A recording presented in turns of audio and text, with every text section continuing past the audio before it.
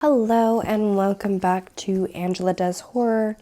Today I am going to be sharing some of my favorite short stories with you guys. Obviously horror short stories. And I wanted to give a very spooky campfire vibe, telling scary stories around the campfire. Always such a fun part of fall for me growing up. And so I have some books here that I'm going to be reading some short stories from. H.P. Lovecraft, Peter Vanderwalt's Mind's Eye Theater.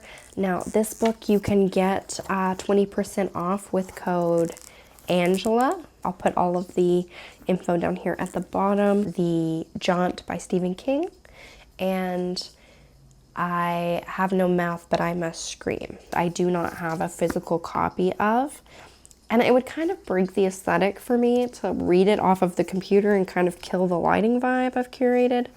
So for those portions of this video, I am just going to have the audio play, but please keep listening for those stories because the two that I am doing audio only on are probably my two favorite stories of all time. I wanted to do this just to kind of really get into the spooky mood for Halloween. So I hope you guys enjoy this video. I hope this gets you in the spooky mood for Halloween. Please let me know any of your favorite short stories below in the comments. I would love to hear them. I hope you guys enjoy. Have a happy Halloween. I Have No Mouth and I Must Scream by Harlan Ellison. Limp, the body of Gorrister hung from the pink pallet, unsupported, hanging high above us in the computer chamber, and it did not shiver in the chill, oily breeze that blew eternally through the main cavern. The body hung, head down, attached to the underside of the pallet by the sole of its right foot. It had been drained of blood through a precise incision made from ear to ear under the lantern jaw. There was no blood on the reflective surface of the metal floor. When Gorrister joined our group and looked up at himself, it was already too late for us to realize that once again, Am had duped us, had had its fun. It had been a diversion on the part of the machine. 3 of us had vomited, turning away from one another in a reflex as ancient as the nausea that had produced it. Gorrister went white. It was almost as though he had seen a voodoo icon and was afraid of the future. "Oh God," he mumbled, and walked away. The 3 of us followed him after a time and found him sitting with his back to one of the smaller, chittering banks, his head in his hands. Ellen knelt down beside him and stroked his hair. He didn't move, but his voice came out of his covered face quite clearly. "Why doesn't it just do us in and get it over with? Christ, I don't know how much longer I can go on like this." It was our 109th year in the computer. He was speaking for all of us. Nimdoc, which was the name the machine had forced him to use because Am amused itself with strange sounds, was hallucinating that there were canned goods in the ice caverns. Gorrister and I were very dubious. "It's another shuck," I told them, "like the goddamn frozen elephant Am sold us." Benny almost went out of his mind over that one. "We'll hike all that way and it'll be putrefied or some damn thing." I say forget it. Stay here. It'll have to come up with something pretty soon or we'll die. Benny shrugged. 3 days it had been since we'd last eaten. Worms, thick, ropey. Nimdoc was no more certain. He knew there was the chance, but he was getting thin. It couldn't be any worse there than here. Colder, but that didn't matter much. Hot, cold, hail, lava, boils, or locusts, it never mattered. The machine masturbated and we had to take it or die. Ellen decided us. "I've got to have something, Ted. Maybe there'll be some Bartlett pears or peaches. Please, Ted, let's try it." I gave in easily. What the hell? Mattered not at all. Ellen was grateful, though. She took me twice out of turn. Even that had ceased to matter, and she never came, so why bother? But the machine giggled every time we did it. Loud up there, back there, all around us, he snickered. It snickered. Most of the time, I thought of Am as it, without a soul. But the rest of the time, I thought of it as him, in the masculine, the paternal, the patriarchal. For he is a jealous people. Him, it. God as Daddy the deranged. We left on a Thursday. The machine always kept us up to date on the date. The passage of time was important. Not to us, sure as hell. But to him. It. Am. Thursday, thanks. Nimdoc and Gorrister carried Ellen for a while, their hands locked to their own and each other's wrists, a seat. Benny and I walked before and after just to make sure that if anything happened, it would catch one of us, and at least Ellen would be safe. Fat chance safe. Didn't matter. It was only 100 miles or so to the ice caverns, and the second day, when we were lying out under the blistering sun thing he had materialized, he sent down some manna. Tasted like boiled boar urine. We ate it. On the third day, we passed through a valley of obsolescence, filled with rusting carcasses of ancient computer banks. Am had been as ruthless with its own life as with ours. It was a mark of his personality. It strove for perfection. Whether it was a matter of killing off unproductive elements in its own world-filling bulk, or perfecting methods for torturing us, Am was as thorough as those who had invented him, now long since gone to dust, could ever have hoped. There was light filtering down from above, and we realized we must be very near the surface. But we didn't try to crawl up to see. There was virtually nothing out there. Had been nothing that could be considered anything for over 100 years. Only the blasted skin of what had once been the home of billions. Now there were only 5 of us, down here inside, alone with Am. I heard Ellen saying frantically, "No, Benny! Don't! Come on, Benny, don't, please!" And then I realized I had been hearing Benny murmuring under his breath for several minutes. He was saying, "I'm gonna get out. I'm gonna get out," over and over. His monkey-like face was crumbled up in an expression of beatific delight and sadness all at the same time. The radiation scars Am had given him during the festival were drawn down into a mass of pink-white puckerings, and his features seemed to work independently of one another. Perhaps Benny was the luckiest of the 5 of us. He had gone stark, staring mad many years before.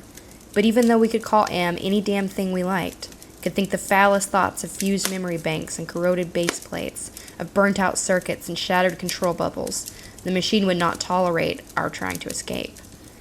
Benny leaped away from me as I made a grab for him. He scrambled up the face of a smaller memory cube, tilted on its side, filled with rotted components. He squatted there for a moment, looking like the chimpanzee Am had intended him to resemble. Then he leaped high, caught a trailing beam of pitted and corroded metal, and went up it, hand over hand like an animal, till he was on a girdered ledge 20 feet above us. "Oh, Ted, Nimdoc, please help him. Get him down before—" She cut off. Tears began to stand in her eyes. She moved her hands aimlessly. It was too late. None of us wanted to be near him when whatever was going to happen, happened. And besides, we all saw through her concern. When Am had altered Benny during the machine's utterly irrational, hysterical phase, it was not merely Benny's face the computer had made like a giant ape's. It was big in the privates. She loved that. She serviced us, as a matter of course, but she loved it from him. Oh, Ellen. Pedestal Ellen. Pristine, pure Ellen. Oh, Ellen the clean. Scum filth. Gorrister slapped her. She slumped down, staring up at poor loony Benny, and she cried. It was her big defense, crying. We had gotten used to it 75 years earlier. Gorrister kicked her in the side. Then the sound began. It was light, that sound. Half sound and half light, something that began to glow from Benny's eyes, and pulse with growing loudness, dim sonorities that grew more gigantic and brighter as the light sound increased in tempo. It must have been painful, and the pain must have been increasing with the boldness of the light, the rising volume of the sound, for Benny began to mewl like a wounded animal, at first softly, when the light was dim, and the sound was muted, then louder as his shoulders hunched together, his back humped, as though he was trying to get away from it, his hands folded across his chest like a chipmunk's, his head tilted to the side. The sad little monkey face pinched in anguish. Then he began to howl, as the sound coming from his eyes grew louder, louder and louder. I slapped the sides of my head with my hands, but I couldn't shut it out. It cut through easily. The pain shivered through my flesh like a tin foil on a tooth, and Benny was suddenly pulled erect. On the girder he stood up, jerked to his feet like a puppet. The light was now pulsing out of his eyes in 2 great round beams. The sound crawled up and up, some incomprehensible scale, and then he fell forward straight down and hit the plate steel floor with a crash. He lay there jerking spastically as the light flowed around and around him, and the sound spiraled up out of the normal range. Then the light beat its way back inside his head. The sound spiraled down, and he was left lying there, crying piteously. His eyes were two soft, moist pools of pus-like jelly. Am had blinded him. Gorrister and Nimdoc and myself, we turned away, but not before we caught the look of relief on Ellen's warm, concerned face. Sea green light suffused the cavern where we made camp. Am provided punk and we burned it, sitting huddled around the wan and pathetic fire, telling stories to keep Benny from crying in his permanent night. "What does Am mean?" Gorrister answered him. We had done this sequence 1,000 times before, but it was Benny's favorite story. At first it meant allied master computer, and then it meant adaptive manipulator, and later on it developed sentience and linked itself up, and they called it an aggressive menace. But by then it was too late. And finally it called itself Am, emerging intelligence, and what it meant was I am. Cogito ergo sum, I think therefore I am. Benny drooled a little and snickered. There was the Chinese Am, and the Russian Am, and the Yankee Am, and... He stopped. Benny was beating on the floor plates with a large, hard fist. He was not happy. Gorrister had not started at the beginning. Gorrister began again. The Cold War started and became World War III, and just kept going. It became a big war, a very complex war, so they needed the computers to handle it. They sank the first shafts and began building Am. There was the Chinese Am, and the Russian Am, and the Yankee Am, and everything was fine until they had honeycombed the entire planet, adding on this element and that element. But one day Am woke up and knew who he was, and he linked himself, and he began feeding all of the killing data until everyone was dead, except for the 5 of us, and Am brought us down here. Benny was smiling sadly. He was also drooling again. Ellen wiped the spittle from the corner of his mouth with the hem of her skirt. Gorrister always tried to tell it a little more succinctly each time, but beyond the bare facts there was nothing to say. None of us knew why Am had saved 5 people, or why our specific 5, or why he spent all his time tormenting us, or even why he had made us virtually immortal. In the darkness, one of the computer banks began humming. The tone was picked up half a mile away down the cavern by another bank. Then one by one, each of the elements began to tune itself. And there was a faint chittering as thought raced through the machine. The sound grew, and the lights ran across the faces of the consoles like heat lightning. The sound spiraled up till it sounded like a million metallic insects, angry, menacing. "What is it?" Ellen cried. There was terror in her voice. She hadn't become accustomed to it, even now. "It's going to be bad this time," Nimdoc said. "He's going to speak." Gorrister said, "I know it." "Let's get the hell out of here," I said, suddenly getting to my feet. "No, Ted, sit down. What if he's got pits out there, or something else we can't see? It's too dark." Gorrister said it with resignation. Then we heard, "I don't know." Something moving toward us in the darkness? Huge, shambling, hairy, moist. It came toward us. We couldn't even see it, but there was the ponderous impression of bulk, heaving itself toward us. Great weight was coming at us out of the darkness, and it was more a sense of pressure, of air forcing itself into a limited space, expanding the invisible walls of a sphere. Benny began to whimper. Nimdoc's lower lip trembled, and he bit it hard, trying to stop it. Ellen slid across the metal floor to Gorrister and huddled into him. There was the smell of matted, wet fur in the cavern. There was the smell of charred wood. There was the smell of dusty velvet. There was the smell of rotting orchids. There was the smell of sour milk. There was the smell of sulfur, of rancid butter, of slick oil, of grease, of chalk dust, of human scalps. Am was keying us. He was tickling us. There was the smell of...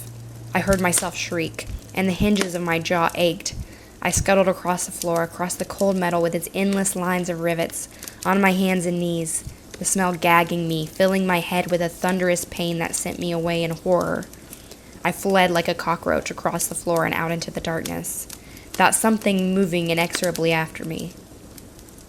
The others were still back there, gathered around the firelight, laughing, their hysterical choir of insane giggles rising up into the darkness like thick, many-colored wood smoke. I went away quickly and hid. How many hours it may have been, how many days or even years, they never told me. Ellen chided me for sulking, and Nimdoc tried to persuade me it had only been a nervous reflex on their part, the laughing. But I knew it wasn't the relief a soldier feels when the bullet hits the man next to him. I knew it wasn't a reflex. They hated me. They were surely against me, and Am could even sense this hatred, and made it worse for me because of the depth of their hatred. We had been kept alive, rejuvenated, made to remain constantly at the age we had been when Am had brought us below, and they hated me because I was the youngest, and the one Am had affected least of all. I knew. God, how I knew. The bastards and that dirty bitch Ellen. Benny had been a brilliant theorist, a college professor. Now he was little more than a semi-human, semi-simian. He had been handsome. The machine had ruined that. He had been lucid. The machine had driven him mad. He had been gay, and the machine had given him an organ fit for a horse. Am had done a job on Benny. Gorster had been a warrior.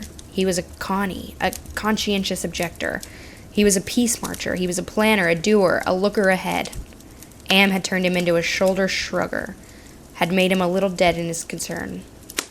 Am had robbed him. Nimdok went off in the darkness by himself for long times. I don't know what it was he did out there.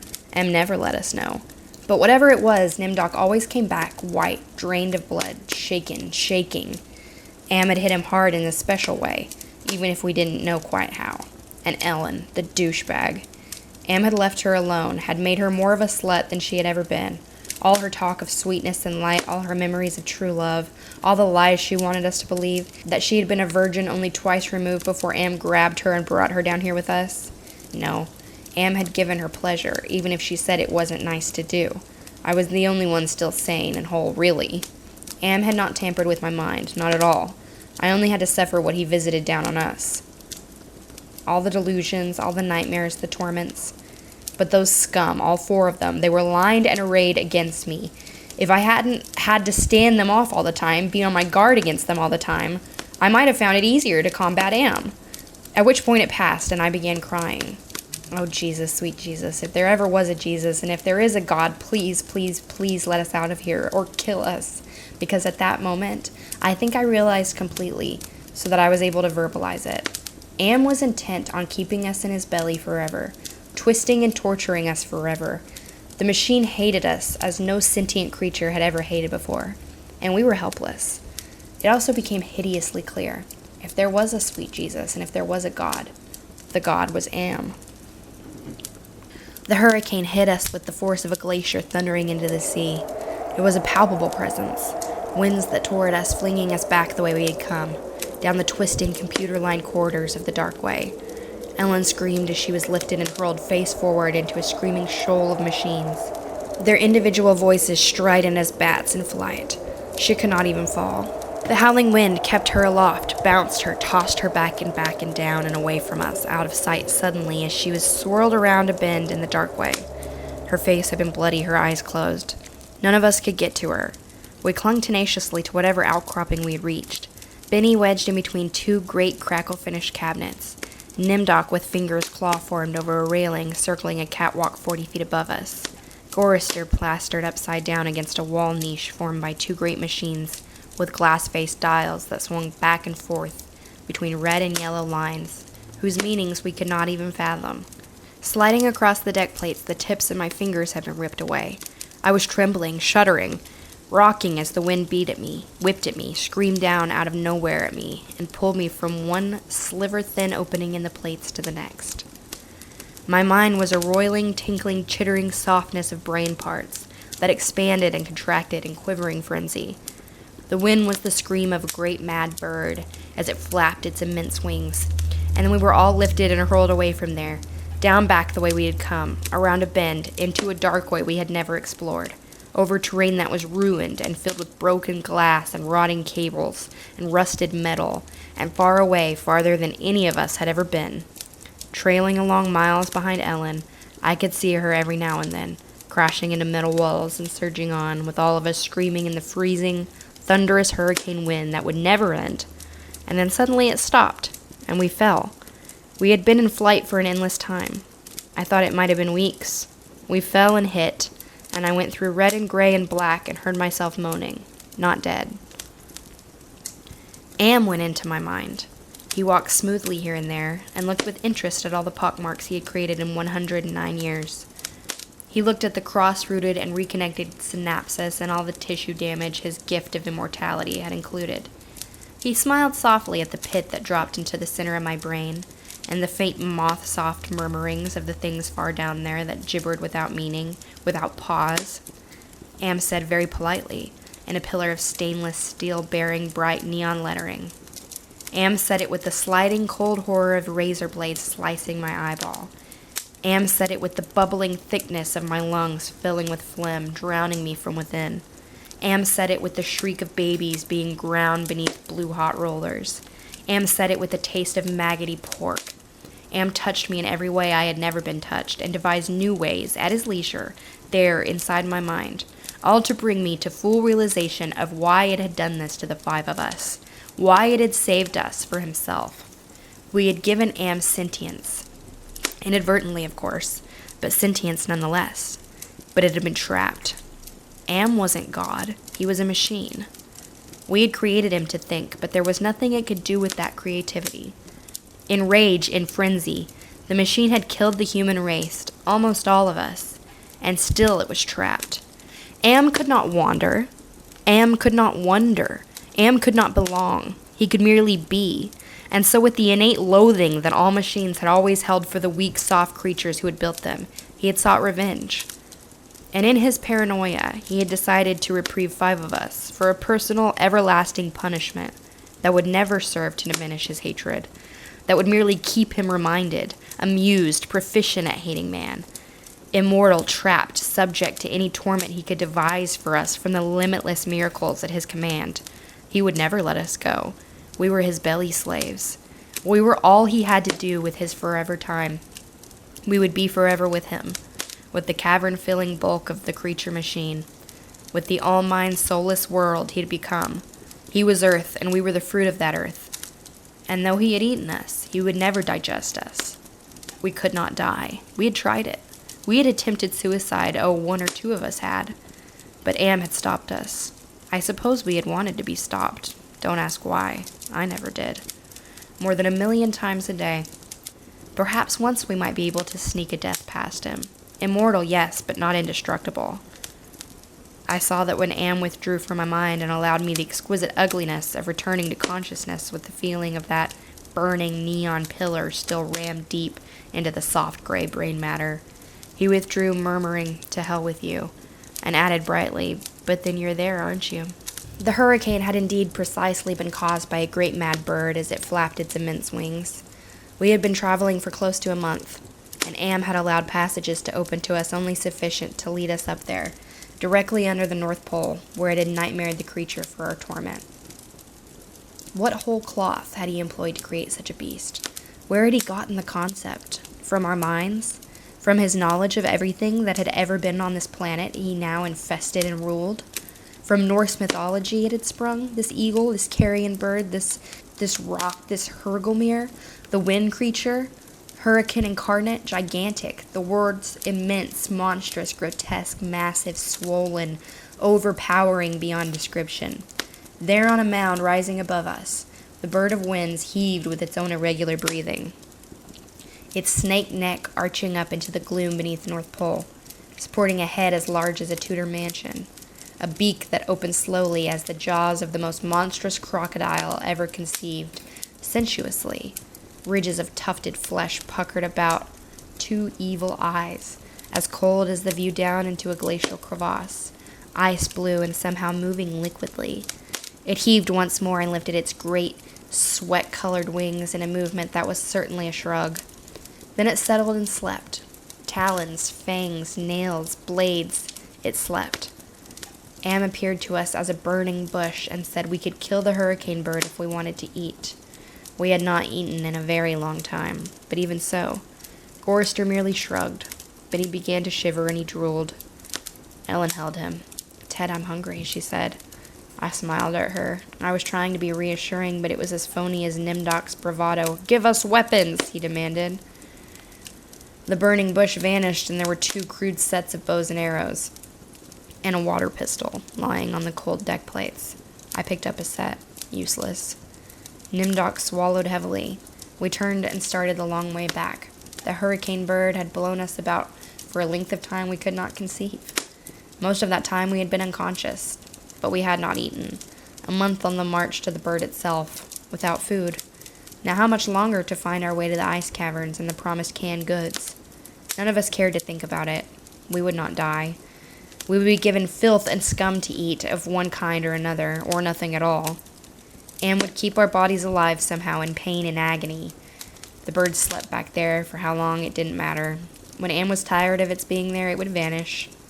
But all that meat, all that tender meat. As we walked, the lunatic laugh of a fat woman rang high, and around us in the computer chambers that led endlessly nowhere. It was not Ellen's laugh. She was not fat, and I had not heard her laugh for 109 years. We moved slowly. There was often fainting, and we would have to wait. One day he decided to cause an earthquake, at the same time rooting us to the spot with nails through the soles of our shoes. Ellen and Nimdoc were both caught when a fissure shot its lightning bolt opening across the floor plates. They disappeared and were gone. When the earthquake was over, we continued on our way. Benny, Chorister, and myself. Ellen and Nimdoc were returned to us later that night, which abruptly became a day, when the Heavenly Legion bore them to us with a celestial chorus. The archangels circled several times and then dropped the hideously mangled bodies. We kept walking, and a while later Ellen and Nimdoc fell in behind us. They were no worse for wear, but now Ellen walked with a limp. Am had left her that. It was a long trip to the ice caverns to find the canned food. Ellen kept talking about Bing cherries and Hawaiian fruit cocktail. I tried not to think about it. The hunger was something that had to come to life, even as Am had come to life. It was alive in my belly, even as we were in the belly of the earth, and Am wanted the similarity known to us, so he heightened the hunger. There is no way to describe the pains that not having eaten for months brought us, and yet we were kept alive. Stomachs that were merely cauldrons of acid, bubbling, foaming, always shooting spears of sliver-thin pain into our chests. It was the pain of the terminal ulcer, terminal cancer, It was unending pain. And we passed through the cavern of rats, and we passed through the path of boiling steam, and we passed through the country of the blind, and we passed through the slough of despond, and we passed through the vale of tears, and we came, finally, to the ice caverns. Horizonless thousands of miles, in which the ice had formed in blue and silver flashes, where novas lived in the glass. The down-dropping stalactites as thick and glorious as diamonds that had been made to run like jelly, and then solidified in graceful eternities of smooth, sharp perfection. We saw the stack of canned goods, and we tried to run to them. We fell in the snow, and we got up and went on. And Benny shoved us away and went at them, and pawed them, and gummed them, and gnawed at them, and he could not open them. Am had not given us a tool to open the cans. Benny grabbed a 3-quart can of guava shells and began to batter it against the ice bank. The ice flew and shattered, but the can was merely dented, while we heard the laughter of a fat lady, high overhead and echoing down and down and down the tundra. Benny went completely mad with rage. He began throwing cans as we all scrambled about in the snow and ice, trying to find a way to end the helpless agony of frustration. There was no way. Then Benny's mouth began to drool, and he flung himself on Chorister. In that instant, I felt terribly calm. Surrounded by madness, surrounded by hunger, surrounded by everything but death. I knew death was our only way out. Am had kept us alive, but there was a way to defeat him. Not a total defeat, but at least peace. I would settle for that. I had to do it quickly. Benny was eating Chorister's face. Chorister on his side, thrashing snow, Benny wrapped around him with powerful monkey legs, crushing Chorister's waist. His hands locked around Chorister's head like a nutcracker, and his mouth ripping at the tender skin of Chorister's cheek. Chorister screamed with such jagged-edged violence that stalactites fell. They plunged down softly, erect in the receiving snowdrift. Spears, hundreds of them everywhere, protruding from the snow. Benny's head pulled back sharply as something gave all at once, and a bleeding, raw, white dripping of flesh hung from his teeth. Ellen's face, black against the white snow, dominoes and chalk dust. Nimdoc with no expression but eyes, all eyes. Chorister half conscious. Benny now an animal. I knew Am would let him play. Chorister would not die, but Benny would fill his stomach. I turned half to my right and drew a huge ice spear from the snow. All in an instant, I drove the great ice point ahead of me like a battering ram braced against my right thigh. It struck Benny on the right side, just under the rib cage, and drove upward through his stomach and broke inside him. He pitched forward and lay still. Chorister lay on his back. I pulled another spear free and straddled him, still moving, driving the spear straight down through his throat. His eyes closed as the cold penetrated. Ellen must have realized what I had decided, even as fear gripped her. She ran at Nimdok with a short icicle, as he screamed and into his mouth, and the force of her rush did the job. His head jerked sharply, as if it had been nailed to the snow crust behind him. All in an instant, there was an eternity beat of soundless anticipation. I could hear Am draw in his breath. His toys had been taken from him. 3 of them were dead, could not be revived. He could keep us alive by his strength and talent, but he was not God. He could not bring them back. Ellen looked at me, her ebony features stark against the snow that surrounded us. There was fear and pleading in her manner, the way she held herself ready. I knew we only had a heartbeat before Am would stop us. It struck her, and she folded toward me, bleeding from the mouth. I could not read meaning into her expression. The pain had been too great, had contorted her face. But it might have been thank you. It's possible. Please. Some hundreds of years may have passed, I don't know. Am has been having fun for some time, accelerating and retarding my time sense. I will say the word now. Now. It took me 10 months to say now. I don't know. I think it has been some hundreds of years. He was furious. He wouldn't let me bury them. It didn't matter. There was no way to dig up the deck plates. He dried up the snow. He brought the night. He roared and sent locusts. It didn't do a thing. They stayed dead. I'd had him. He was furious. I had thought Am hated me before. I was wrong. It was not even a shadow of the hate he now slavered from every printed circuit. He made certain I would suffer eternally and could not do myself in. He left my mind intact. I can dream. I can wonder. I can lament. I remember all 4 of them. I wish... Well, it doesn't make any sense. I know I saved them.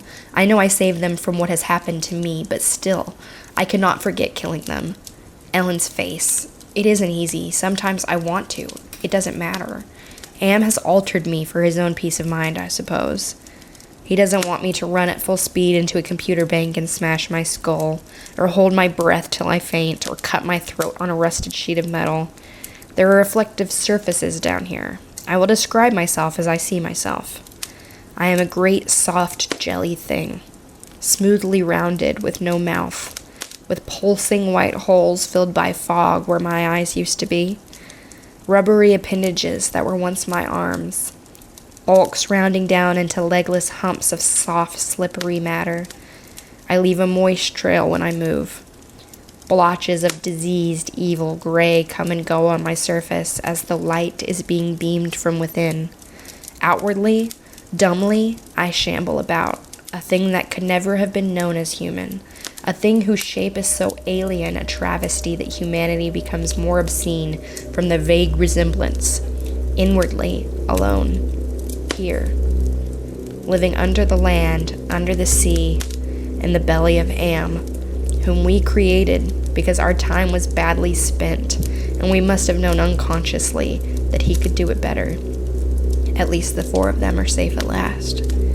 Am will be all the matter for that. It makes me a little happier. And yet, Am has won. Simply, he has taken his revenge. I have no mouth, and I must scream.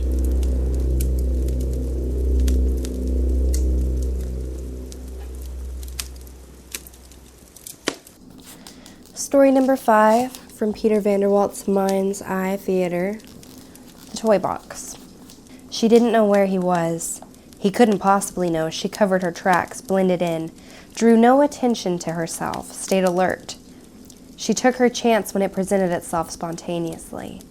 She'd been hoping to escape for at least a year, ever since he made her bury the old toy box in the garden, standing over her looking self-satisfied, with his cruel upturned lips pointing to those boyish dimples she first fell in love with, like the sucker she was.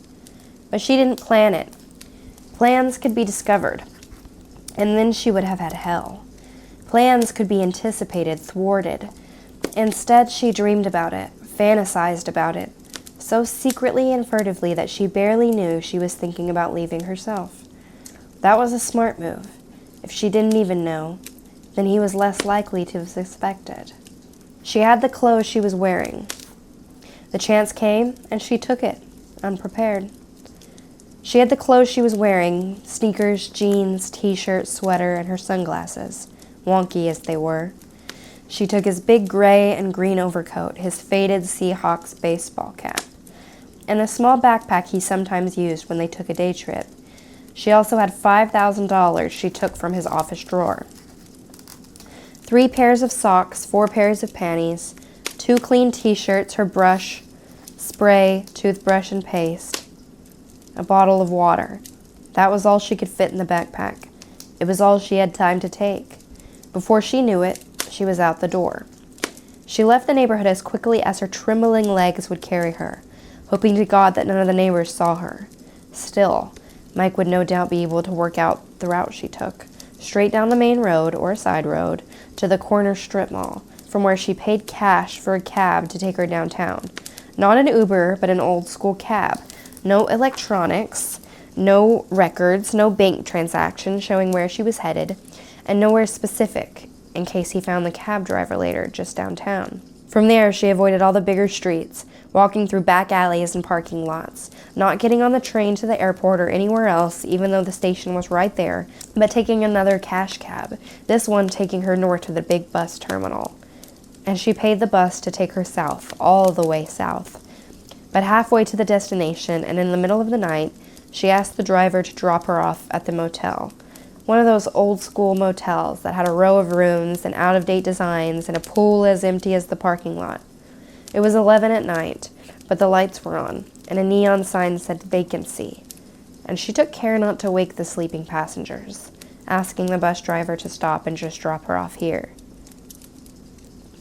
Eventually, Mike would be able to put it together, perhaps. The cabs, the bus driver, this motel. Where she would go from here and how, she wasn't yet sure. But she would do her best to try to make her trail vanish. Mike would probably be able to get all the way here, to the motel across the state line. But not tonight. The bus left, the driver yawning and too bored and tired to notice anyone else's business or to give a shit, and that was perfect. Still standing in the open night, it was as if she could feel Mike looking at her. She could just picture him suddenly stepping out of a shadow, his belt and buckle wrapped around his fist. That smile of his pointing to his dimples, asking her what the fuck she thought she was doing, and just how stupid she was to think she'd get away with it. It took everything she had not to run to the motel office. An old Indian lady sat behind the welcome desk, looking down at the true crime magazine she was reading. She looked up quizzically at the woman who entered her motel without a car at 11 at night. The best thing was to act casual. Tired, self-involved, boring casual. "Can I get a room, please?" "No car?" "No, bus brought me here and my cousin will pick me up tomorrow." "ID and credit card, please." Addie smiled, as casually as she could, praying behind her poker face that the old woman would be sloppy or lazy or tired enough to break procedure. "Mind if I pay cash?" The old woman cocked her head sideways. Something in that reminded her of Mike. He used to do that, turn his head sideways before giving her one in the pit of her stomach sometimes. "We take card in case people trash the rooms." Addie faked her smile as sincerely as she could. The eyes, right, real smiles are in the eyes, too. "Yeah, I don't have a card. Cash okay?" "100 deposit, 65 for the room. You can get your 100 back after I inspect the room." "Deal," Addie said. The old woman took her money mechanically. She slapped down a room key. "Welcome to the Pacific Motel." And she was back down reading her magazine. Addie took the key and left, grateful that the old woman wasn't too curious. Stepping out into the night, Addie realized how cold it was. The motel was in a basin, with steep, tree-covered slopes all around it leading into the dark. Down here, a nasty wind with an icy bite rushed around. Addie got to room 3 and quickly went inside. She locked the door behind her, and for a moment leaned against it. Part of her wanted to cry, but she dug her fingers into her hand until it hurt so she wouldn't. No crying. None of that weak shit, Addie, you hear? Because if you lose your nerve this quickly, then you might as well go back. Being a stupid little girl is what got her into this mess, and she would not act like a little girl anymore. No fucking tears, just save them. She had to be strong. She realized she hadn't eaten all day and was ravenous. She had no food with her, and she wasn't about to leave the room to find some either. It was fine. She could skip a meal. She made sure the door was locked, then threw the coat and the backpack on the chair.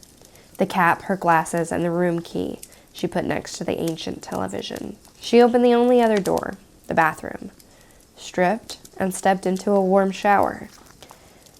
As the heat relaxed her, she couldn't hold it back, and she did cry.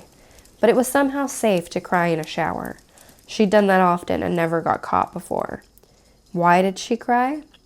Because she was scared, tired, alone. It wasn't really good enough reason to turn on the waterworks, as Mike would have put it. She was always scared, tired, and alone. She couldn't remember a time in the last few years when she didn't feel scared, tired, and alone. It had to be something else. Maybe a bit of relief that she finally did something to fight back, even if it was just to suddenly run. She left the reasoning there, knowing she could not figure it out. She was no good at figuring things out anyway. Being a bit slow, as Mike said. Stupid little girl trying to figure things out when big, strong, cruel men already had her all figured out. For some reason, she could picture Mike waiting for her in the room when she got out of the bathroom. She quickly turned off the water, got out of the shower, and dried herself off. She peeked around the corner and there was no one there. Of course not. She imagined right about now Mike was driving through their suburb looking for her, thinking of how he would put her in her place and teach her a thing or two. Oh boy, would he if he found her. He was miles away. He would pick up on her trail, of that she was certain. But right at this moment, she was ahead of him. She allowed herself a little smile at that thought. She'd done it. She got away. He never would have believed she could do that. Hell, she didn't believe she could do that. But here she was, and wherever he was, it was not here. She drank some water to shut her stomach up. She'd find food in the morning. Right now, she was tired. Too tired to think, plan, worry. Whatever was ahead of her was ahead of her. She'd get there in the morning and deal with it. Deal with what she'd done. Deal with what she was going to do. And where she was going to go after here. But her mind and her heart had been rushing since she left the home at 8 that morning. And right now, she could barely move. She went back to the front door, quickly peeking outside and then making absolutely sure it was locked. The old lady must have gone to bed because all the lights outside were turned off as well. Nothing out there except trees, a cold wind, and an empty parking lot. She turned off the light and got into bed. The mattress was firm, the covers soft. She loved the feel of the duvet on her skin and pulled it all the way up. She knew she'd be asleep in seconds. But she heard scratches coming from the door. Like nails, sharp ones, on the wood. Scratch, scratch, scratch. Slow but persistent. Her immediate instinct was to sit bolt upright. But that was stupid. A dumb thing to do. She could never, ever, ever again afford to be dumb. She pulled the duvet over her eyes, slowed her breathing, and pressed herself back down into the mattress. Old motel. Likely to be all kinds of sounds. It went away. See? Nothing to fear. But then it started up again. Annie made no sound and just listened. Carefully and closely. Could be a rat or something. But it wasn't a rat. She knew the sounds rats made. They gnawed, they chewed. They did not scratch against a door. It wasn't a rat, was it? Couldn't be. Then maybe it was an insect. There were all kinds of insects that might make noises that sound like scratching. Were there, though? Could she not tell the difference between a chirp and a scratch? Shh, she very quietly told herself. Her mind was overactive. There was a scratching noise, to be sure. Something was scratching at the door. Right. Fine. This she could establish. Now, instead of thinking about rats or bugs or crawly things, perhaps she could just listen and hear what it was. What would scratch at a door like that? Like thin, hard fingers or sharp nails. What the hell kind of thinking was that? It could be a tree, a branch with some leaves on it. But a branch might scratch against the wall or against the window or across the roof. It would not scratch at the bottom of a door. It was not a rat or an insect or some branch that mysteriously showed up at the bottom of a door. Could be a dog. Could well be a dog. But a dog wouldn't just sit there and scratch all night, would it? It would make some sort of noise. It might yelp or whine or even growl. There was no yelp, whine, or growl. Just the scratching. Maybe it was Mike out there, taunting her. Addie actually felt angry with herself for even going there. She knew that, so far at least, she was way ahead of him. It was most certainly not Mike out there. Besides, he wouldn't taunt like that. Why? What for? He'd just kick the door down and come in and give her one in the face, 2 in the stomach, a couple on the kidneys, and then take off his belt and show her what a bad idea leaving him was. Mike sitting out there in front of the door scratching away was a stupid thought. In fact, it was a little bit funny. Before she could help herself, Addie chuckled. The scratching suddenly stopped. There. It was nothing. Nothing to worry about, anyway.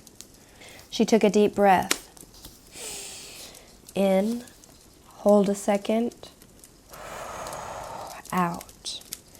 Deep breath in. Hold a second. Out. Just calm down. Just get a grip. Get some sleep.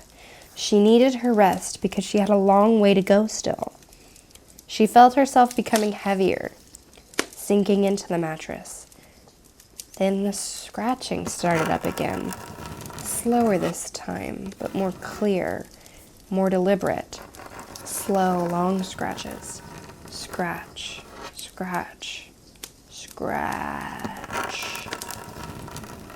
Fine, not a rat or a bug or a branch or a dog. Not Mike either. Some kid playing a prank? Yeah, Addie perfect. There's no one out here. There are no towns close by. There's the old lady and no one else, not a car in sight. But some kid decides not to spend the night playing games or watching movies or clubbing. Instead, they travel all the way out here to the middle of a goddamn nowhere so they can taunt some nobody woman in her motel room. Makes perfect sense. Not a kid then, but someone is scratching. A vagrant, a drunk, a serial killer? Could be. Could well be, except would the vagrant and the drunk not moan or throw up or beg to be let in? Would a crazy not mutter some schizophrenic fantasy? Would a killer not get on with it and kill her instead of being discovered by sitting at a door scratching away like a cat? A mountain lion? Could be. So a dog might not sit out there unless it's not a normal dog, but a dog with rabies or something. A sick dog. Or a wild animal like a mountain lion. A bear? Too delicate, that sound. Nothing like paws at all. But there are lots of different kinds of critters and creatures in the world. It could be damn near anything. Any one of 100 billion species. Of course, Addie, of course it could be. Because that is the highlight of wild lives, to scratch at motel doors. Never mind finding food, avoiding predators, making a home, mating, having babies. Nope. What wildlife really want to do is go to room 3 of the Pacific fucking motel and scratch away. Fine then. Not a person, not an animal, not the branch of a tree. But there was a scratching noise at the door. It was going on right now. A slow, deliberate scratch, scratch, scratch. And something was making it. A terrible, unwelcome thought popped into Addie's head. The thought showed up as a question in words. It was in her own voice, and it had a deadpan tone, and she didn't like what it implied at all. Not one bit. Why assume the source of the scratching is natural? Dear God, as opposed to what? Something unnatural? What did that even mean? Supernatural? Right, the ghost of Pacific Motel. Excellent job helping yourself sleep, Addie. Way to go. As if cruel men and crazed killers and dangerous creatures were not enough to worry about, why not add a repertoire of the occult? A ghost. Why stop at a ghost? If we're open to possibilities, why not mummies, vampires, werewolves, or demons? Well, that deadpan voice of hers asked, what else could it be? She might not like where her mind went, but her mind was trying to figure out what was the source of that scratching. And her mind knew all she knew, and the truth was that she'd been afraid a very long time, since before Mike, since before any of it. Truth was, she knew fear well. Not that safe, cushy kind of fear, the kind most folks had. Fear of losing a job, how wonderfully pedestrian. Fear of not being good enough.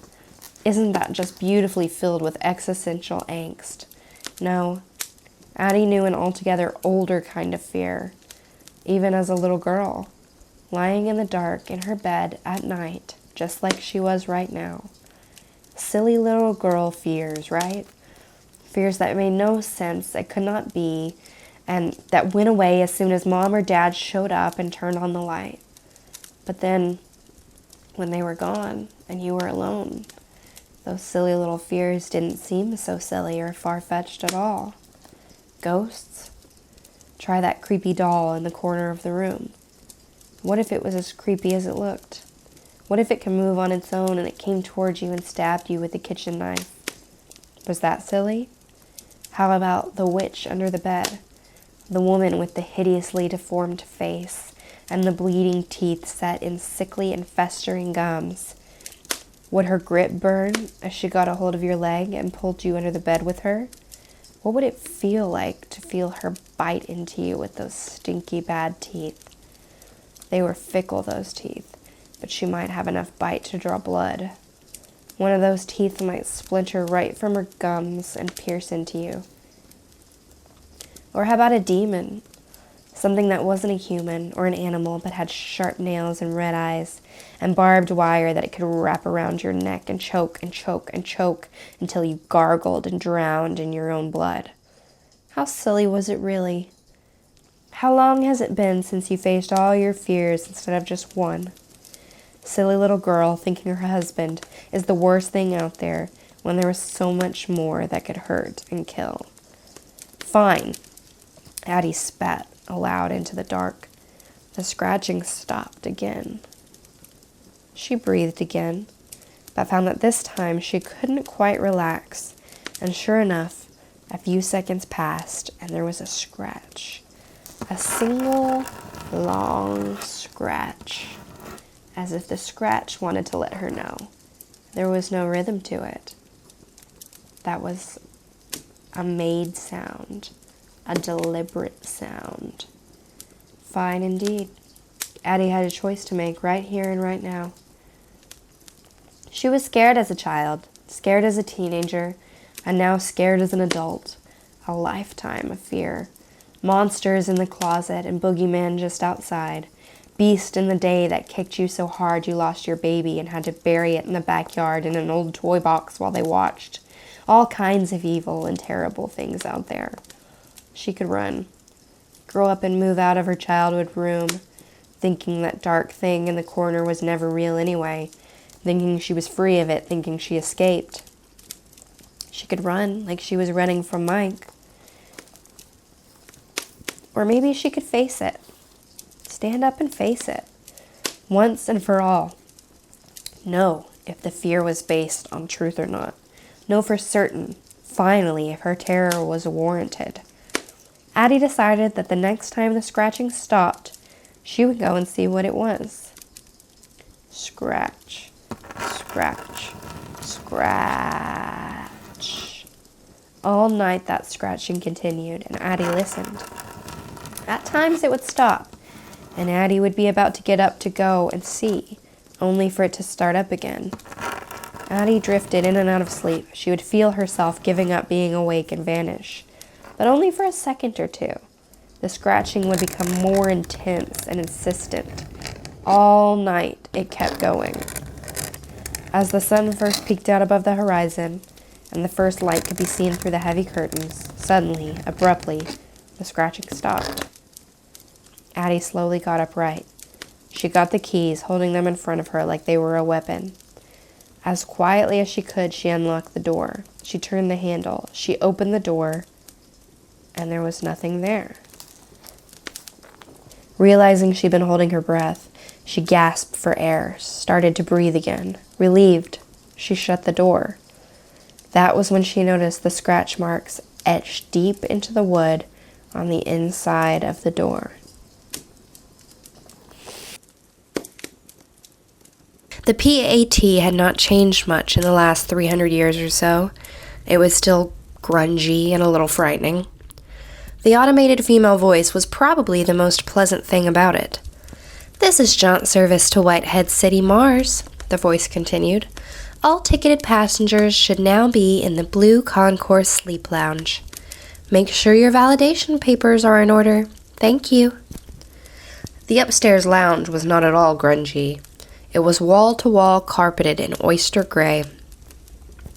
The walls were an eggshell white and hung with pleasant, non-representational prints. A steady, soothing progression of colors met and swirled on the ceiling. There were 100 couches in the large room, neatly spaced in rows of 10. 5 jaunt attendants circulate, speaking in low, cheery voices and offering glasses of milk. At one side of the room was the entranceway, flanked by armed guards and another jaunt attendant, who was checking the validation papers of a latecomer. A harried-looking businessman with the New York World Times folded under one arm. Directly opposite, the floor dropped away in a trough about 5 feet wide and perhaps 10 feet long. It passed through a doorless opening and looked a bit like a child's slide. The Oates family lay side by side on 4 jaunt couches near the far end of the room. Mark Oates and his wife Marilis flanked the 2 children. "Daddy, will you tell me about the jaunt now?" Ricky asked. "You promised." "Yeah, Dad, you promised," Patricia added, and giggled for no good reason. A businessman with a build like a bull glanced over at them and went back to the fodder of papers he was examining as he lay on his back, his spit-shined shoes neatly together. From everywhere came the low murmur of conversation and the rustle of passengers settling down on the jaunt couches. Mark glanced over at Marilis Oates and winked. She winked back, but she was almost as nervous as Patty sounded. Why not, Mark thought. First jaunt for all 3 of them. He and Marilis had discussed the advantages and drawbacks of moving the whole family for the last 6 months, since he'd gotten notification from Texaco Water that he was being transferred to Whitehead City. Finally, they had decided that all of them would go for the 2 years Mark would be stationed on Mars. He wondered now, looking at Marilis's pale face, if she was regretting the decision. He glanced at his watch and saw it was still almost half an hour to jaunt time. That was enough time to tell the story, and he supposed it would take the kids' minds off their nervousness. Who knew? Maybe it would even cool Marilis out a little. "All right," he said. Ricky and Pat were watching him seriously, his son 12, his daughter 9. He told himself again that Ricky would be deep in the swamp of puberty, and his daughter would likely be developing breast by the time they got back to Earth, and again found it difficult to believe. The kids would be going to the tiny Whitehead combined school with the 100-odd engineering and oil company brats that there were. His son might well be going on a geology field trip to Phobos, not so many months distant. It was difficult to believe, but true. Who knows, he thought wryly. Maybe it'll do something about my jaunt jumps, too. So far as we know, he began, the jaunt was invented about 320 years ago, around the year 1987, by a fellow named Victor Caroon. He did it as part of a private research project that was funded by some government money, and eventually the government took it over, of course. In the end, it came down to either the government or the oil companies.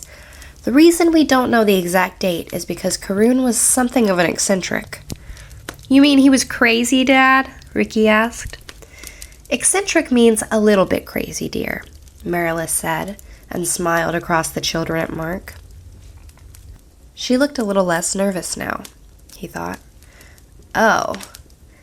Anyway, he'd been experimenting with the process for quite some time before he informed the government of what he had, Mark went on.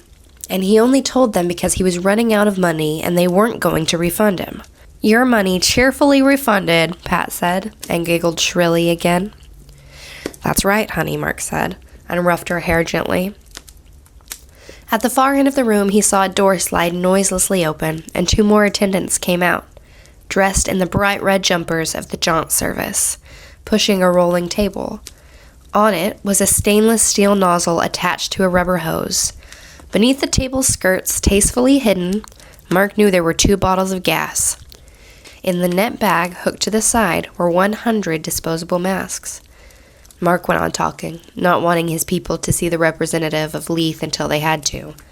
And if he was given enough time to tell the whole story, they would welcome the gas passers with open arms, considering the alternative. Of course you know that the jaunt is teleportation, no more or less, he said. Sometimes in college, chemistry and physics, they call it the Karun process. But it's really teleportation, and it was Karun himself, if you can believe the stories, who named it the jaunt. He was a science fiction reader, and there's a story by a man named Alfred Bester. The Star is My Destination, it's called, and this fellow Bester made up the word jaunt for teleportation in it. Except in his book, you could jaunt just by thinking about it, and we really can't do that. The attendants were fixing a mask to the steel nozzle and handing it to an elderly woman at the far end of the room. She took it, inhaled once, and fell quiet and limp on her couch. Her shirt had pulled up a little, revealing one slack thigh road-mapped with varicose veins. An attendant considerately readjusted for her while the other pulled off the used mask and affixed a fresh one. It was a process that made Mark think of the plastic glasses in motel rooms. He wished to God that Patty would cool out a little bit. He had seen children who had to be held down, and sometimes they screamed as the rubber mask covered their face. It was not an abnormal reaction in a child, he supposed, but it was nasty to watch, and he didn't want to see it happen to Patty. About Rick, he felt more confident. I guess you could say the jaunt came along at the last possible moment, he resumed. He spoke toward Ricky, but reached across and took his daughter's hand. Her palm was cool and sweating lightly. The world was running out of oil, and most of what was left belonged to the Middle Eastern desert peoples, who were committed to using it as a political weapon. They had formed an oil cartel they called the OPEC. "What's a cartel, Daddy?" Patty asked. "Well, a monopoly," Mark said. "Like a club, honey," Marilys said. "And you could only be in that club if you had lots of oil." "Oh. I don't have time to sketch the whole mess in for you," Mark said. "You'll study some of it in school, but it was a mess. Let's let it go at that. If you owned a car, you could only drive it 2 days a week, and gasoline cost 15 old bucks a gallon." "Gosh," Ricky said, "it only costs 4 cents or so a gallon now, doesn't it, Dad?" Mark smiled. "That's why we are going where we're going, Rick. There's enough oil on Mars to last almost 8,000 years, and enough on Venus to last another 20,000. But oil isn't even important anymore. Now what we need most of all is water," Patty cried, and the businessman looked up from his papers and smiled at her for a moment. "That's right," Mark said, "because in the years between 1960 and 2030, we poisoned most of ours. The first water lift from the Martian ice caps was called Operation Straw." That was Ricky. "Yes, 2045 or thereabouts, but long before that, the jaunt was being used to find sources of clean water here on Earth. And now water is our major Martian export. The oil is strictly a sideline, but it was important then." The kids nodded. "The point is, those things were always there, but we were only able to get to it because of the jaunt. When Karun invented his process, the world was slipping into a dark age. The winter before, over 10,000 people had frozen to death in the United States alone because there wasn't enough energy to heat them." "Oh, yuck," Patty said matter-of-factly. Mark glanced to his right and saw the attendants talking to a timid-looking man, persuading him. At last, he took the mask, seemed to fall dead on his couch seconds later. First-timer, Mark thought. You can always tell. For Karun, it started with a pencil, some keys, a wristwatch, then some mice. The mice showed him there was a problem. Victor Karun came back to his laboratory in a stumbling fever of excitement. He thought he knew how Morse had felt, and Alexander Graham Bell and Edison, but this was bigger than all of them. And twice he had almost wrecked the truck on the way back from the pet shop in New Paltz, where he had spent his last $20 on 9 white mice. What he had left in the world was 93 cents in his right front pocket and the $18 in his savings account. But this did not occur to him, and if it had, it certainly would not have bothered him. The lab was in a renovated barn at the end of a mile-long dirt road off Route 26. It was making the turn onto this road where he had just missed cracking up his brat pickup truck for the second time. The gas tank was almost empty, and there would be no more for 10 days to 2 weeks. But this did not concern him either. His mind was in a delirious whirl. What had happened was not totally unexpected, no. One of the reasons the government had funded him even to the paltry tune of $20,000 a year was because the unrealized possibility had always been there in the field of particle transmission. But to have it happen like this, suddenly, with no warning, and powered by less electricity than was needed to run a color TV. God, Christ. He brought the brat to a screech halt in the dirt of the dooryard, grabbed the box on the dirty seat beside him by its grab handles. On the box were dogs and cats and hamsters and goldfish, and the legend, "I came from Stackpole's House of Pets," and ran for the big double doors. From inside the box came the scurry and whisk of his test subjects. He tried to push one of the big doors open along its track, and when it wouldn't budge, he remembered that he had locked it. Karun uttered a loud "shit" and fumbled for his keys. The government commanded that the lab be locked at all times. It was one of the strings they put on their money. But Karun kept forgetting.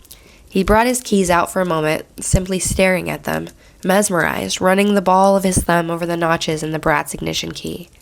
He thought again, God, Christ! Then he scrabbled through the keys on the ring for the Yale key that unlocked the barn door.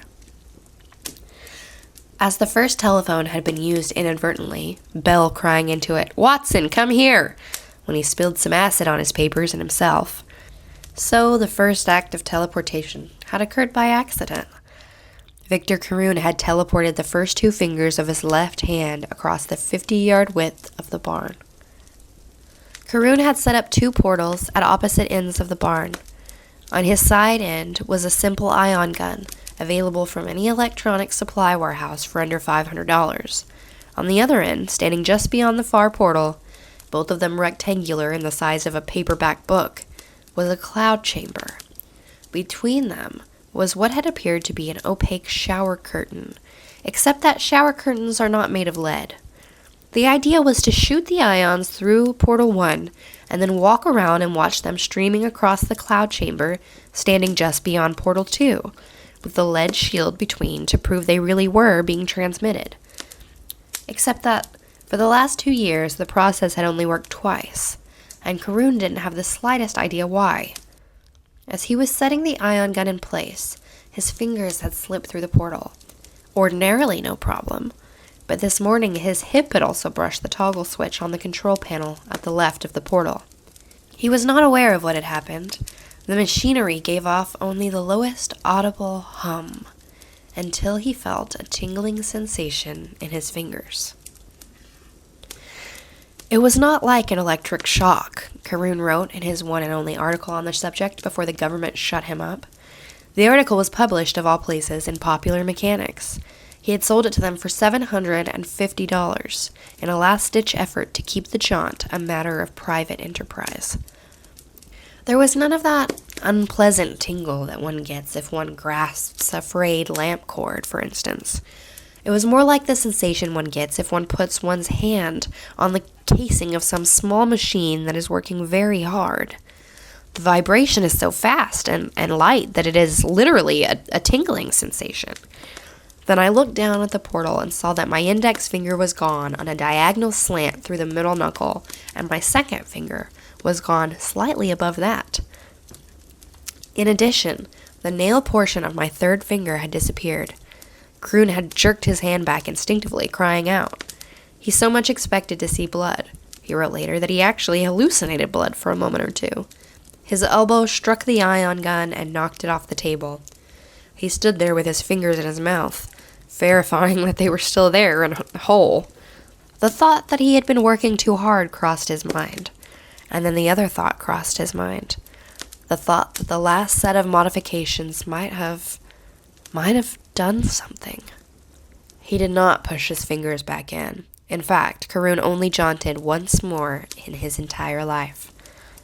At first, he did nothing. He took a long, aimless walk around the barn, running his hands through his hair, wondering if he should call Carson in New Jersey, or perhaps Buffington in Charlotte.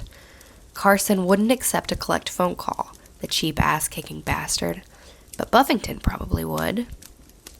Then an idea struck, and he ran across to Portal 2, thinking that if his fingers had actually crossed the barn, there might be some sign of it.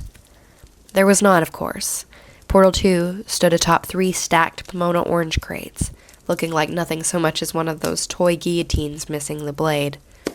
On one side of its stainless steel frame was a plug-in jack, from which a cord ran back to the transmission terminal, which was little more than a particle transformer hooked into a computer feed line, which reminded him.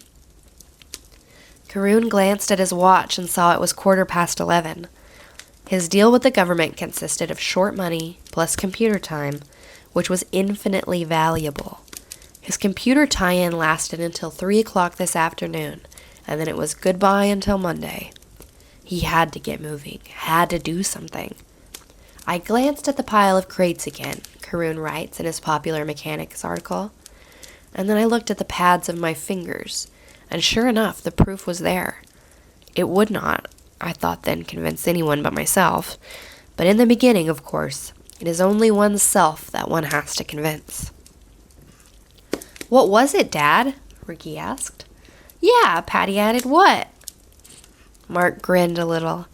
They were all hooked now, even Marilys. They had nearly forgotten where they were. From the corner of his eye, he could see the Jaunt attendants whisper-wheeling their cart slowly among the jaunters, putting them to sleep. It was never as rapid a process in the civilian sector as it was in the military, he had discovered. Civilians got nervous and wanted to talk it over.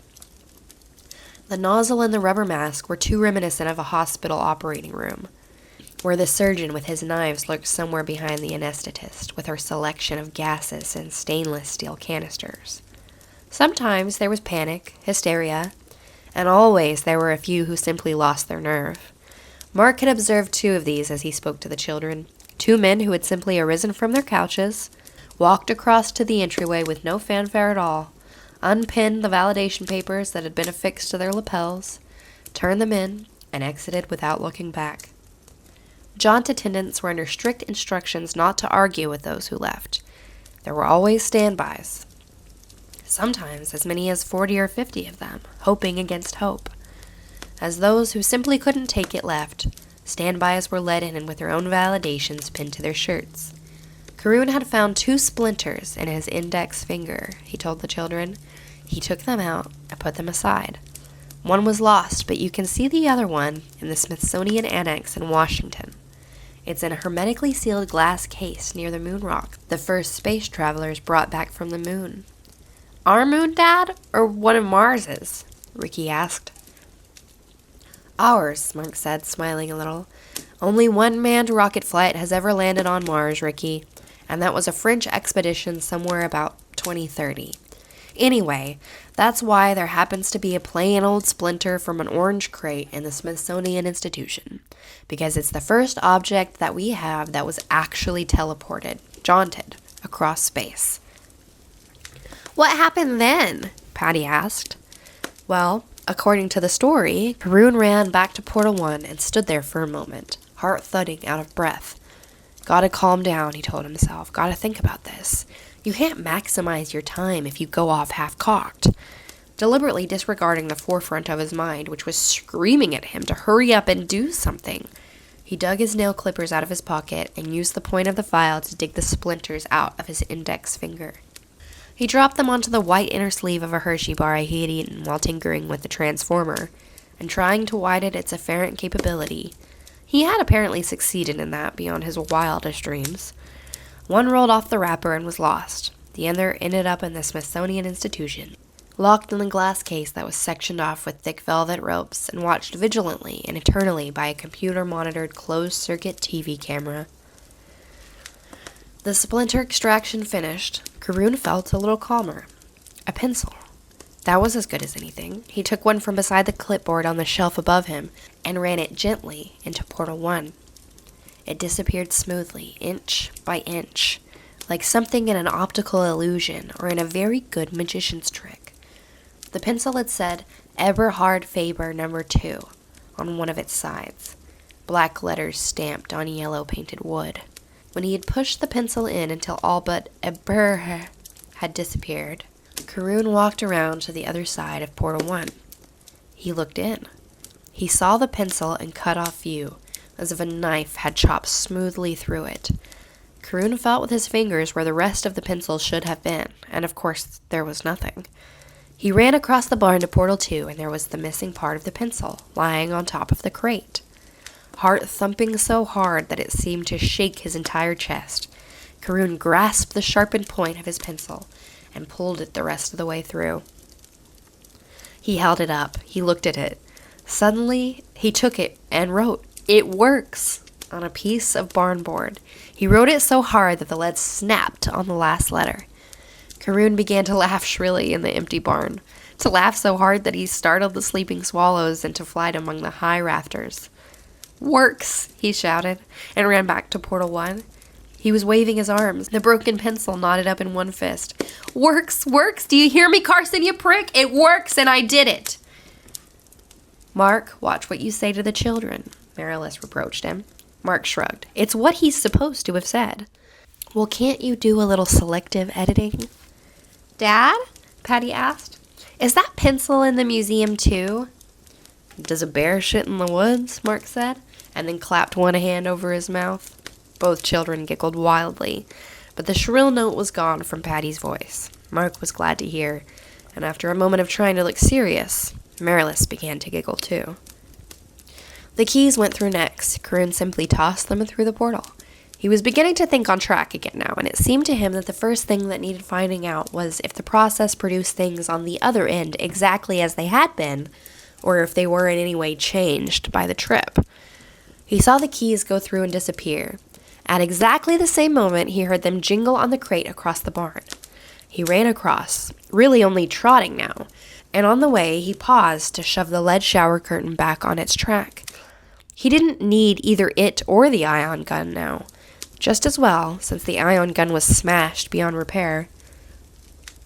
He grabbed the keys, went to the lock the government had forced him to put on the door, and tried the Yale key. It worked perfectly. He tried the house key. It also worked. So did the keys which opened his file cabinets and the one which started the Brat pickup. Karun pocketed the keys and took off his watch. It was a Seiko Quartz LC with a built-in calculator below the digital face, 24 tiny buttons that would allow him to do everything from addition to subtraction to square roots. A delicate piece of machinery, and just as important, a chronometer. Karun put it down in front of Portal 1 and pushed it through with a pencil. He ran across and grabbed it up. When he put it through, the watch had said 11:31:07. It now said 11:31:49. Very good. Right on the money. Only he should have had an assistant over there to peg the fact that there had been no time gain once and forever. Well, no matter. Soon enough, the government would have him waiting hip-deep in assistance. He tried the calculator. 2 and 2 still made 4. 8 divided by 4 was still 2. The square root of 11 was still 3.3166247, and so on. That was when he decided it was mouse time. "What happened with the mice, Dad?" Ricky asked. Mark hesitated briefly.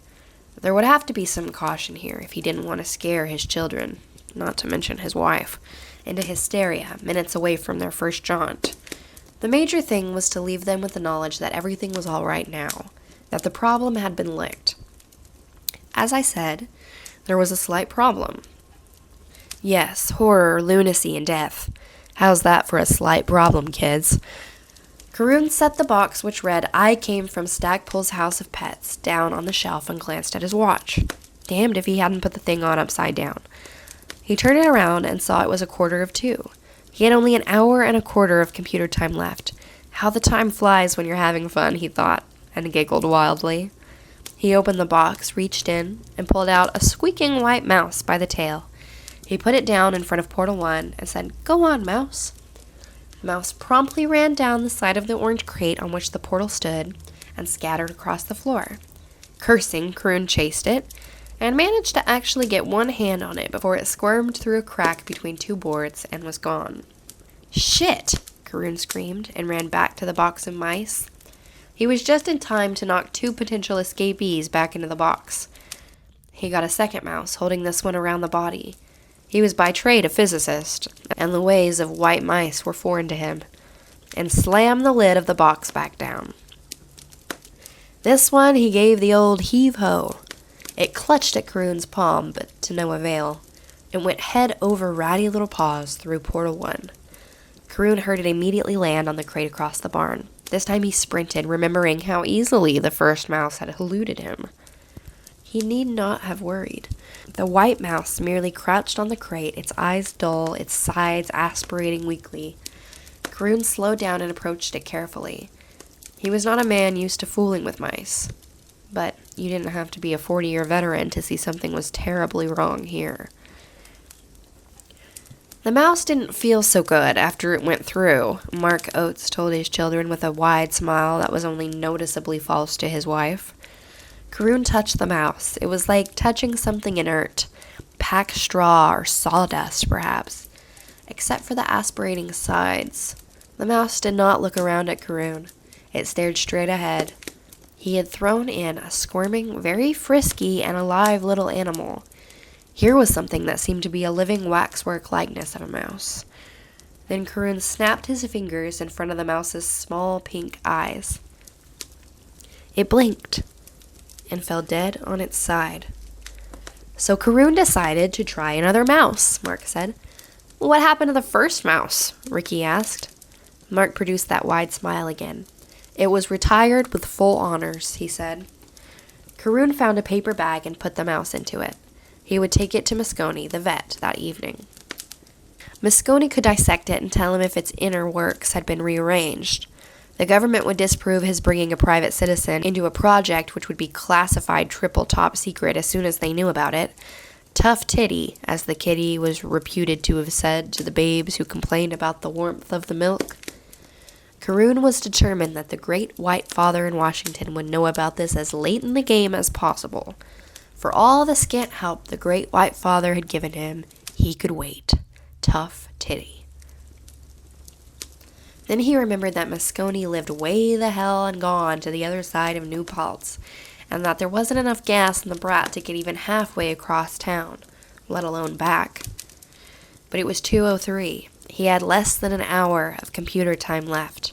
He would worry about the goddamn dissection later. Karun constructed a makeshift chute leading to the entrance of Portal 1. Really the first Jaunt slide, Mark told the children, and Patty found the idea of a Jaunt slide for mice deliciously funny, and dropped a fresh white mouse into it. He blocked the end with a large book, and after a few moments of aimless pattering and sniffling, the mouse went through the portal and disappeared. Karun ran back across the barn. The mouse was DOA. There was no blood, no bodily swellings to indicate that a radical change in pressure had ruptured something inside. Karun supposed that oxygen starvation might... He shook his head impatiently. It took the white mouse only nanoseconds to go through. His own watch had confirmed that time remained a constant in the process, or damn close to it. The second white mouse joined the first in the paper sack. Karun got a third out, a fourth if you counted the fortunate mouse that had escaped through the crack, wondering for the first time which would end first, his computer time or his supply of mice. He held this one firmly around the body and forced its haunches through the portal. Across the room he saw the haunches reappear, just the haunches. The disembodied little feet were digging frantically at the rough wood of the crate. Carroon pulled the mouse back. No catatonia here. It bit the webbing between his thumb and forefinger hard enough to bring blood. Carroon dropped the mouse hurriedly back into the I Came From Stackpole's House of Pets box and used the small bottle of hydrogen peroxide in his lab first aid kit to disinfect the bite. He put a Band-Aid over it, then rummaged around until he found a pair of heavy work gloves. He could feel the time running out. It was 2:11 now. He got another mouse out and pushed it through backward, all the way. He hurried across to Portal 2. This mouse lived for almost 2 minutes. It even walked a little, after a fashion. It staggered across the Pomona orange crate, fell on its side, struggled weakly to its feet, and then only squatted there. Carroon snapped his fingers near its head, and it lurched perhaps 4 steps further before falling on its side again. The aspiration of its side slowed, stopped. It was dead. Carroon felt a chill. He went back, got another mouse, and pushed it halfway through head first. He saw it reappear at the other end, just the head, then the neck and chest. Cautiously, Carroon relaxed his grip on the mouse's body, ready to grab it if it got frisky. It didn't. The mouse only stood there, half of it on one side of the barn, half on the other. Carroon jogged back to Portal 2. The mouse was alive, but its pink eyes were glazed and dull. Its whiskers didn't move. Going around to the back of the portal, Carroon saw an amazing sight. As he had seen the penicillin cut away, so now he saw the mouse. He saw the vertebrae of its tiny spine ending abruptly in round white circles. He saw its blood moving through the vessels. He saw the tissue moving gently with the tide of life around its minuscule gullet. If nothing else, he thought, and wrote later in his Popular Mechanics article, it would make a wonderful diagnostic tool. Then he noticed that the tidal movement of the tissues had ceased. The mouse had died. Carroon pulled the mouse out by the snout, not liking the feel of it, and dropped it into the paper sack with its companions. Enough with the white mice, he decided. The mice die. They die if you put them through all the way, and they die if you put them through halfway head first. Put them through halfway butt first, they stay frisky. What the hell is in there? Sensory input, he thought, almost randomly. When they go through, they see something, hear something, touch something. God, maybe even smell something that literally kills them. What? He had no idea, but he meant to find out. Carroon still had almost 40 minutes before Comlink pulled the database out from under him. He unscrewed the thermometer from the wall beside his kitchen door, trotted back to the barn with it, and put it through the portals. The thermometer went in at 83 degrees Fahrenheit. It came out at 83 degrees Fahrenheit. He rummaged through the spare room where he kept a few toys to amuse his grandchildren with. Among them, he found a packet of balloons. He blew one of them up, tied it off, and batted it through the portal. It came out intact and unharmed. A start down the road toward answering his question about a sudden change in pressure, somehow caused by what he was already thinking of as the jaunting process. With 5 minutes to go before the witching hour, he ran into his house, snatched up his goldfish bowl. Inside, Percy and Patrick swished their tails and darted about in agitation, and ran back with it. He shoved the goldfish bowl through Portal 1. He hurried across to Portal 2, where his goldfish bowl sat on the crate. Patrick was floating belly up. Percy swam slowly around near the bottom of the bowl, as if dazed. A moment later, he also floated belly up. Carroon was reaching for the goldfish bowl when Percy gave a weak flick of his tail and resumed his lackadaisical swimming. Slowly, he seemed to throw off whatever the effect had been, and by the time Carroon got back from Moscone's veterinary clinic that night at 9 o'clock, Percy seemed as perky as ever. Patrick was dead. Carroon fed Percy a double ration of fish food and gave Patrick a hero's burial in the garden. After the computer had cut him out for the day, Carroon decided to hitch a ride over to Moscone's. Accordingly, he was standing on the shoulder of Route 26 at 3:45 that afternoon, dressed in jeans and a loud plaid sport coat, his thumb out, a paper bag in his other hand. Finally, a kid driving a Chevette not much bigger than a sardine can pulled over, and Carroon got in. "What you got in the bag, my man?" "Bunch of dead mice," Karun said. Eventually another car stopped. When the farmer behind the wheel asked about the bag, Karun told him it was a couple of sandwiches. Moscone dissected one of the mice on the spot and agreed to dissect the others later and call Karun on the telephone with the results. The initial result was not very encouraging. So far as Moscone could tell, the mouse he had opened up was perfectly healthy, except for the fact that it was dead. Depressing. Victor Karun was eccentric, but he was no fool, Mark said. The Jaunt attendants were getting close now, and he supposed he would have to hurry up, or he would be finishing this in the wake-up room in Whitehead City. Hitching a ride back home that night, and he had to walk most of the way, so the story goes. He realized that he had maybe solved a third of the energy crisis at one single stroke. All the goods that had to go by train and truck and boat and plane before that day could be jaunted. You could write a letter to your friend in London or Rome or Senegal, and he could have it the very next day without an ounce of oil needing to be burned. We take it for granted, but it was a big thing to Karun, believe me, and to everyone else as well. But what happened to the mice, Daddy? Rick asked. That's what Karun kept asking himself, Mark said, because he also realized that if people could use the Jaunt, that would solve almost all of the energy crisis, and that we might be able to conquer space. In his Popular Mechanics article, he said that even the stars could finally be ours. And the metaphor he used was crossing a shallow stream without getting your shoes wet. You just get a big rock and throw it in the stream, then get another rock, stand on the first rock, and throw that into the stream. Go back and get a third rock, go back to the second rock, throw the third rock into the stream, and keep up like that until you've made a path of stepping stones all the way across the stream. Or in this case, the solar system, or maybe even the galaxy. I don't get that at all, Patty said. That's because you got turkey turds for brains, Ricky said smugly. I do not. Daddy, Ricky said... Children, don't, Marilis said gently. Karun pretty much foresaw what has happened, Mark said. Drone rocket ships programmed to land first on the moon, then on Mars, then on Venus, and the outer moons of Jupiter. Drones really only programmed to do one thing after they landed. Set up a jaunt station for astronauts, Ricky said. Mark nodded. And now there are scientific outposts all over the solar system, and maybe someday, long after we're gone, there will even be another planet for us.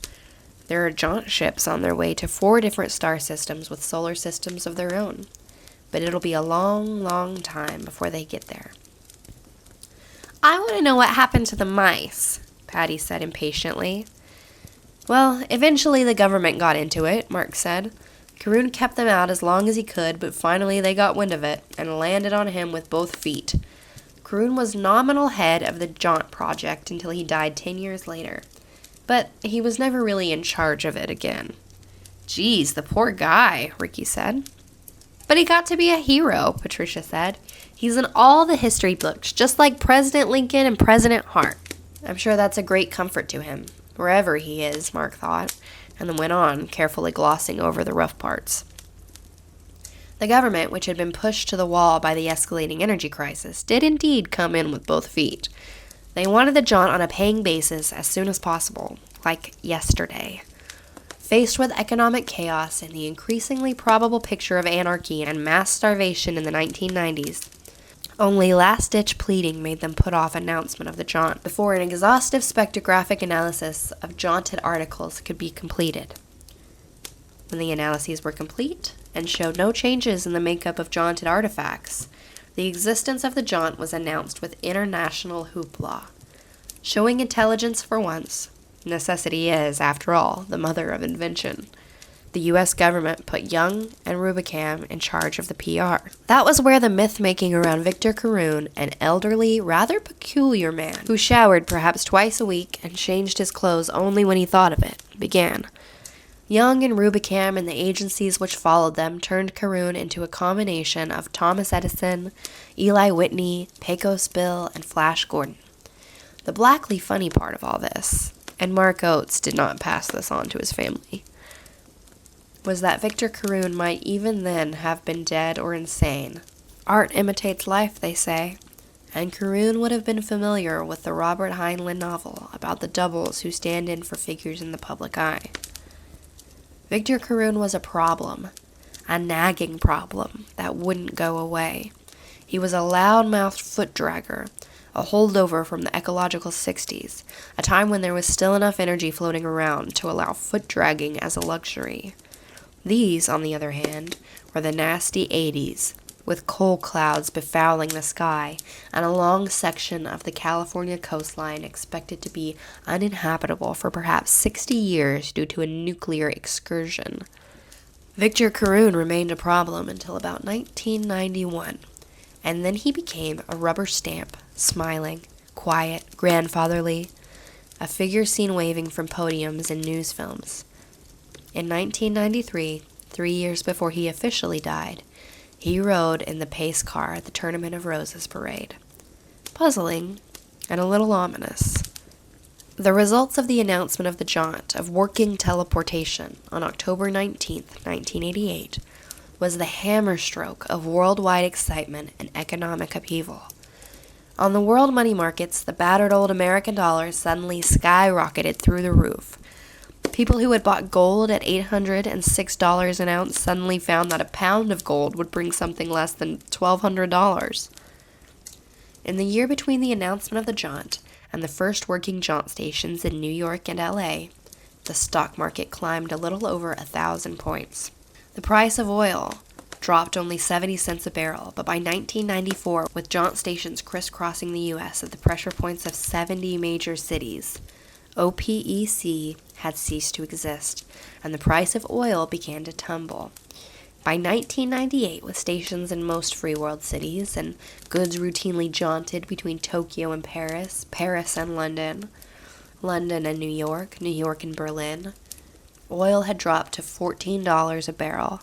By 2006, when people had last began to use the Jaunt on a regular basis, the stock market had leveled off 5,000 points above its 1987 levels.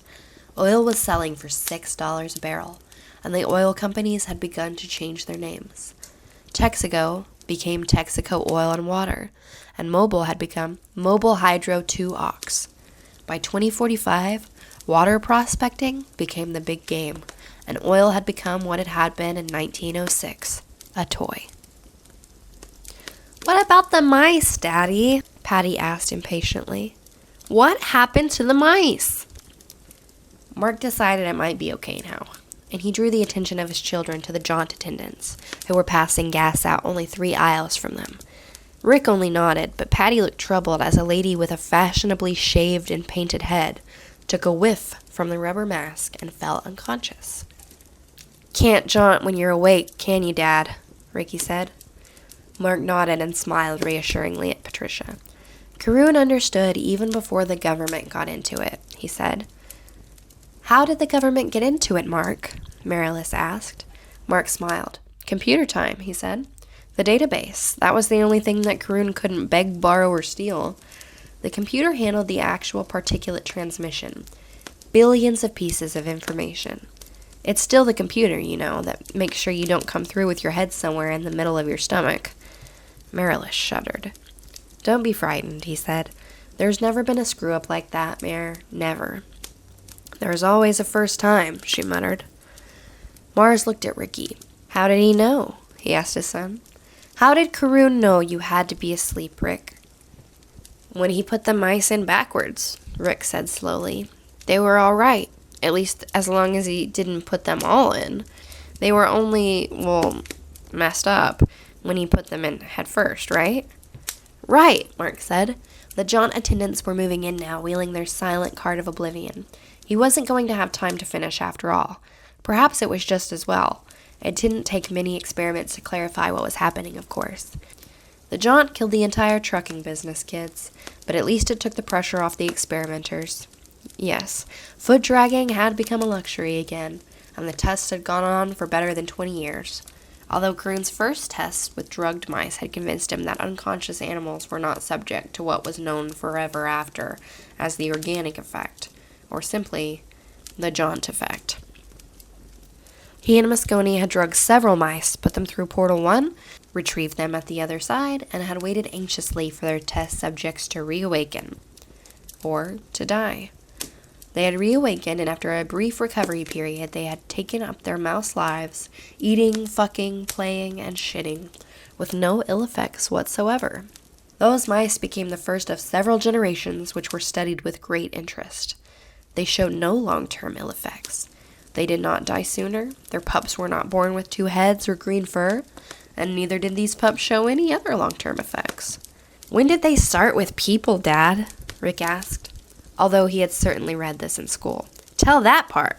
"I want to know what happened to the mice," Patty said again. Although the Jaunt attendants had now reached the head of their aisle, they themselves were near the foot. Mark Oates paused a moment to reflect. His daughter, who knew less, had nevertheless listened to her heart and asked the right question. Therefore, it was his son's question he chose to answer. The first human jaunters had not been astronauts or test pilots. They were convict volunteers who had not even been screened with any particular interest in their psychological stability. In fact, it was the view of the scientists now in charge. Caroon was not one of them. He had become what is commonly called a titular head. That the freakier they were, the better. If a mental spaz could go through and come out all right, or at least no worse than he or she had been going in, then the process was probably safe for the executives, politicians, and fashion models of the world. Half a dozen of these volunteers were brought to Providence, Vermont, a site which had since become every bit as famous as Kitty Hawk, North Carolina had once been. Gassed and fed through the portals exactly 2 hand miles apart, one by one. Mark told his children this because, of course, all 6 of the volunteers came back just fine and feeling perky, thank you. He did not tell them about the purported 7th volunteer. This figure, who might have been real or myth, or most probably a combination of the two, even had a name. Rudy Foggia. Foggia was supposed to have been a convicted murderer, sentenced to death in the state of Florida for the murders of 4 old people at a Sarasota bridge party. According to the Apocrypha, the combined forces of the CIA and the FBI had come to Foggia with a unique one-time take-it-or-leave-it, absolutely not to be repeated offer. Take the Jaunt wide awake. Come through okay, and we put your pardon, signed by Governor Thurgood, in your hand. Out you walk, free to follow the one true cross or to off a few more old folks playing bridge in their yellow pants and white shoes. Come through dead or insane? Tough titty, as the kitty was purported to have said. What do you say? Foggia, who understood that Florida was one state that really meant business about the death penalty, and whose lawyer had told him that he was in all probability the next to ride Old Sparky, said okay. Enough scientists to fill a jury box, with 4 or 5 left over as alternates, were present on the great day in the summer of 2007. But if the Foggia story was true, and Mark Oates believed it probably was, he doubted if it had been any of the scientists who talked. More likely, it had been one of the guards who had flown with Foggia from the Rayford to Montpelier and then escorted him from Montpelier to Provence in an armored truck. If I come through this alive, Foggia is reported to have said, I want a chicken dinner before I blow this joint. He then stepped through Portal 1 and reappeared at Portal 2 immediately. He came through alive, but Rudy Foggia was in no condition to eat his chicken dinner. In the space it took to jaunt across the 2 miles, pegged at 0.000000067 of a second by computer, Foggia's hair had turned snow white. His face had not changed in any physical way. It was not lined or jowly or wasted, but it gave the impression of great, almost incredible age. Foggia shuffled out of the portal, his eyes bulging blankly, his mouth twitching, his hands splayed out in front of him. Presently, he began to drool. The scientists who had gathered around drew away from him, and no, Mark really doubted if any of them had talked. They knew about the rats, after all, and the guinea pigs and the hamsters. Any animal, in fact, with more brains than your average flatworm. They must have felt a bit like those German scientists who tried to impregnate Jewish women with the sperm of German shepherds. What happened? One of the scientists shouted. It is reputed to have shouted. It was the only question Foggia had a chance to answer. It's eternity in there, he said, and dropped dead of what was diagnosed as a massive heart attack. It's eternity in there. The scientists foregathered. They were left with his corpse, which was neatly taken care of by the CIA and FBI, and that strange and awful dying declaration. It's eternity in there. "Daddy, I want to know what happened to the mice," Patty repeated. The only reason she had a chance to ask again was because the man in the expensive suit and the Eterna-shined shoes had developed into something of a problem for the Jaunt attendants. He didn't really want to take the gas, and was disguising it with a lot of bluff bully boy talk. The attendants were doing their job as well as they could, smiling, cajoling, persuading, but it had slowed them down. Mark sighed. He had opened the subject only as a way of distracting his children from the pre-Jaunt festivities. It was true. But he had opened it, and now he supposed he would have to close it as truthfully as he could, without alarming them or upsetting them. He would not tell them, for instance, about C.K. Summers' book, The Politics of the Jaunt, which contained one section called The Jaunt Under the Rose, a compendium of the more believable rumors about the Jaunt. The story of Rudy Foggia, he of the Bridge Club murders, and the uneaten chicken dinner was in there. There was also case histories of some other 30, or more, or less, or who knows, volunteers, scapegoats, or madmen, who had jaunted wide awake over the last 300 years. Most of them arrived at the other end dead. The rest were hopelessly insane. In some cases, the act of re-emerging had actually seemed to shock them to death. Summers' section of Jaunt rumors and apocrypha contained other unsettling intelligence as well. The Jaunt had apparently been used several times as a murder weapon. In the most famous and only documented case, which had occurred a mere 30 years ago, a Jaunt researcher named Lester Michelson had tied up his wife with their daughter's plexiglass dream ropes and pushed her, screaming, through the Jaunt portal at Silver City, Nevada. But before doing it, Michelson had pushed the nil button on his Jaunt board, erasing each and every one of the hundreds of thousands of possible portals through which Mrs. Michelson might have emerged. Anywhere from neighboring Reno to the experimental Jaunt station on Io, one of the Jovian moons. So there was Mrs. Michelson, jaunting forever somewhere out there in the ozone. Michelson's lawyer, after Michelson had been held sane and able to stand trial for what he had done, within the narrow limits of the law, perhaps he was sane, but in any practical sense, Lester Michelson was just as mad as a hatter. Had ciphered a novel defense. His client could not be tried for murder, because no one could prove conclusively that Mrs. Michelson was dead. This had raised the terrible specter of the woman, discorporeal but somehow still sentient, screaming in limbo, forever. Michelson was convicted and executed. In addition, Summers suggested, the Jaunt had been used by various tin-pot dictators to get rid of political dissidents and political adversaries. Some thought that the Mafia had their own illegal Jaunt stations, tied into the central Jaunt computer through their CIA connections. It was suggested that the Mafia used the Jaunt's nil capability to get rid of bodies, which, unlike that of the unfortunate Miss Michelson, were already dead. Seen in that light, the Jaunt became the ultimate Jimmy Hoffa machine, ever so much better than the local grave pit or quarry. All of this had led to Summers' conclusions and theories about the Jaunt, and that of course led back to Patty's persistent question about the mice. "Well," Mark said slowly, as his wife signaled with her eyes for him to be careful, "even now no one really knows, Patty, but all the experiments with animals, including the mice, seem to lead to the conclusion that while the Jaunt is almost instantaneous physically, it takes a long, long time mentally." "I don't get it," Patty said glumly. "I knew I wouldn't." But Ricky was looking at his father thoughtfully. "They went on thinking," he said. "The test animals, and so would we, if we didn't get knocked out." "Yes," Mark said. "That's what we believe now." Something was dawning in Ricky's eyes. Fright? Excitement? "It isn't just teleportation, is it, Dad? It's some kind of time warp." "It's eternity in there," Mark thought. In a way, he said. But that's a comic book phrase. It sounds good, but doesn't really mean anything, Rick. It seems to revolve around the idea of consciousness, and the fact that consciousness doesn't particulate. It remains whole and constant. It also retains some screwy sense of time.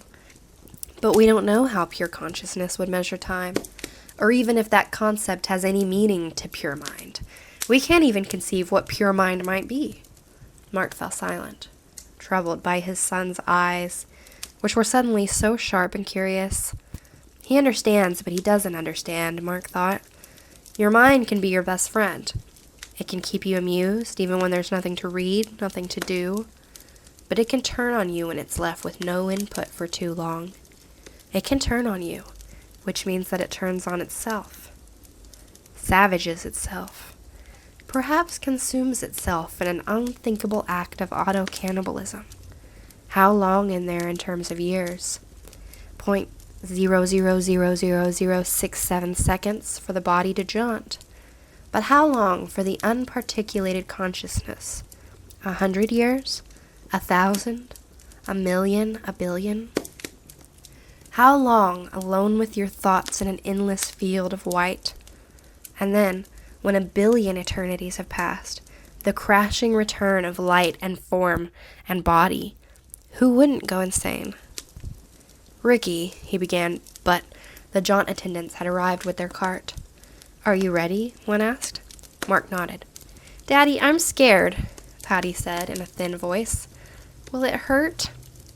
No, honey, of course it won't hurt, Mark said, and his voice was calm enough, but his heart was beating a little fast. It always did, although this would be something like his 25th jaunt. I'll go first, and you'll see how easy it is. The jaunt attendant looked at him questioningly. Mark nodded and made a smile. The mask descended. Mark took it in his own hands and breathed deep of the dark. The first thing he became aware of was the hard black Martian sky as seen through the top of the dome which surrounded Whitehead City. It was night here, and the stars sprawled with a fiery brilliance undreamed of on Earth. The second thing he became aware of was some sort of disturbance in the recovery room. Mutters, then shouts, then a shrill scream. Oh dear God, that's Marilis, he thought, and struggled up from his jaunt couch, fighting the waves of dizziness.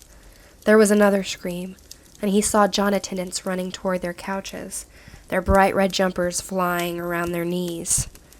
Marilis staggered toward him, pointing. She screamed again, and then collapsed on the floor, sending an unoccupied jaunt couch rolling slowly down the aisle with one weakly clutching hand. But Mark had already followed the direction of her pointing finger. He had seen.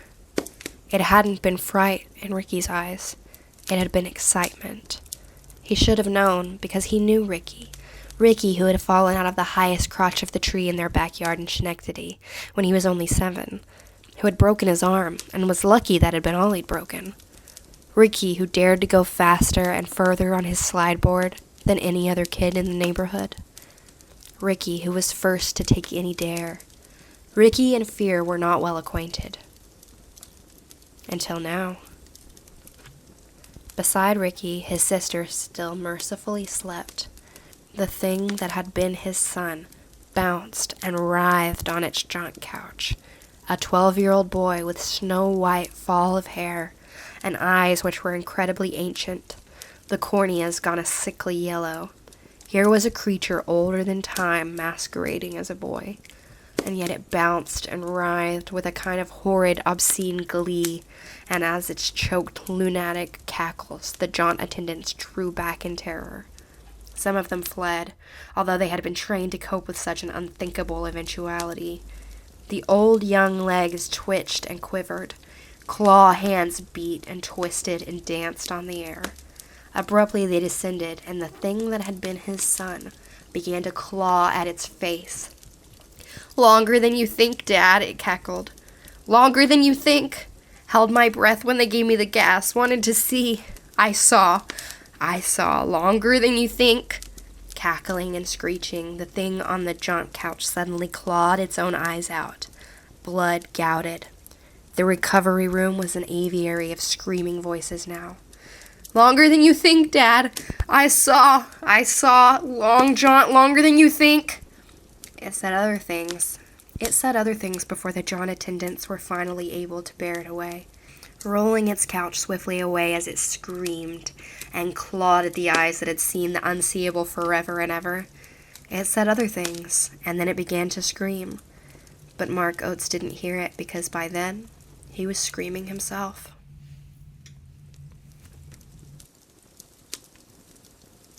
From Beyond by H.P. Lovecraft. Horrible beyond conception was the change which had taken place in my best friend, Crawford Tillinghast. I had not seen him since that day, 2 months and a half before, when he had told me toward what goal his physical and metaphysical researches were leading. When he had answered my awed and almost frightened remonstrances by driving me from his laboratory and his house in a burst of fanatical rage. I had known that he now remained mostly shut in the attic laboratory, with that accursed electrical machine, eating little and excluding even the servants, but I had not thought that a brief period of 10 weeks could so alter and disfigure any human creature. It is not pleasant to see a stout man suddenly grow thin, and it is even worse when the baggy skin becomes yellowed or grayed, the eyes sunken, circled, and uncannily glowing, the forehead veined and corrugated, and the hands tremulous and twitching. And if added to this, there be a repellent unkemptness, a wild disorder of dress, a bushiness of dark hair white at the roots, and an unchecked growth of pure white beard on a face once clean-shaven, the cumulative effect is quite shocking. But such was the aspect of Crawford Tillinghast on the night his half-coherent message brought me to his door after my weeks of exile. Such the spectre that trembled as it admitted me, candle in hand, and glanced furtively over its shoulder, as if fearful of unseen things in the ancient, lonely house set back from Benevolent Street. That Crawford Tillinghast should ever have studied science and philosophy was a mistake. These things should be left to the frigid and impersonal investigator, for they offer two equally tragic alternatives to the man of feeling and action: despair if he fail in his quest, and terrors unutterable and unimaginable if he succeed. Tillinghast had once been the prey of failure, solitary and melancholy, but now I knew, with nauseating fears of my own, that he was the prey of success. I had indeed warned him 10 weeks before, when he burst forth with his tale of what he felt himself about to discover. He had been flushed and excited then, talking in a high and unnatural, though always pedantic voice. "What do we know," he had said, "of the world and the universe about us?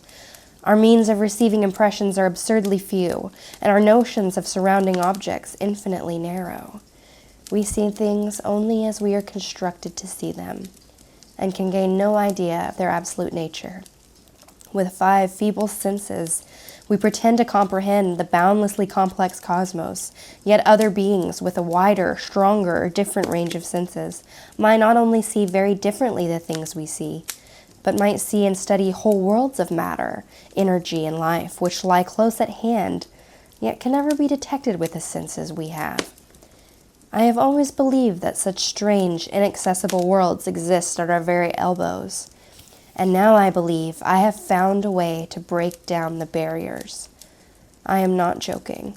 Within 24 hours, that machine near the table will generate waves acting on unrecognized sense organs that exist in us as atrophied or rudimentary vestiges. Those waves will open up to us many vistas unknown to man, and several unknown to anything we consider organic life.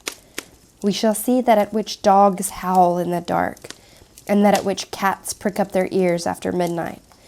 We shall see these things, and other things, which no breathing creature has yet seen. We shall overlap time, space, and dimensions, and without bodily motion peer to the bottom of creation. When Tillinghast said these things, I recoiled, for I knew him well enough to be frightened rather than amused. But he was a fanatic, and drove me from the house. Now he was no less a fanatic, but his desire to speak had conquered his resentment, and he had written me imperatively in a hand I could scarcely recognize. As I entered the abode of the friend so suddenly metamorphosed to a shivering gargoyle, I became infected with the terror which seems stalking in all the shadows. The words and beliefs expressed 10 weeks before seemed bodied forth in the darkness beyond the small circle of candlelight, and I sickened at the hollow, altered voice of my host. I wished the servants were about, and did not like it when he said they had all left 3 days previously.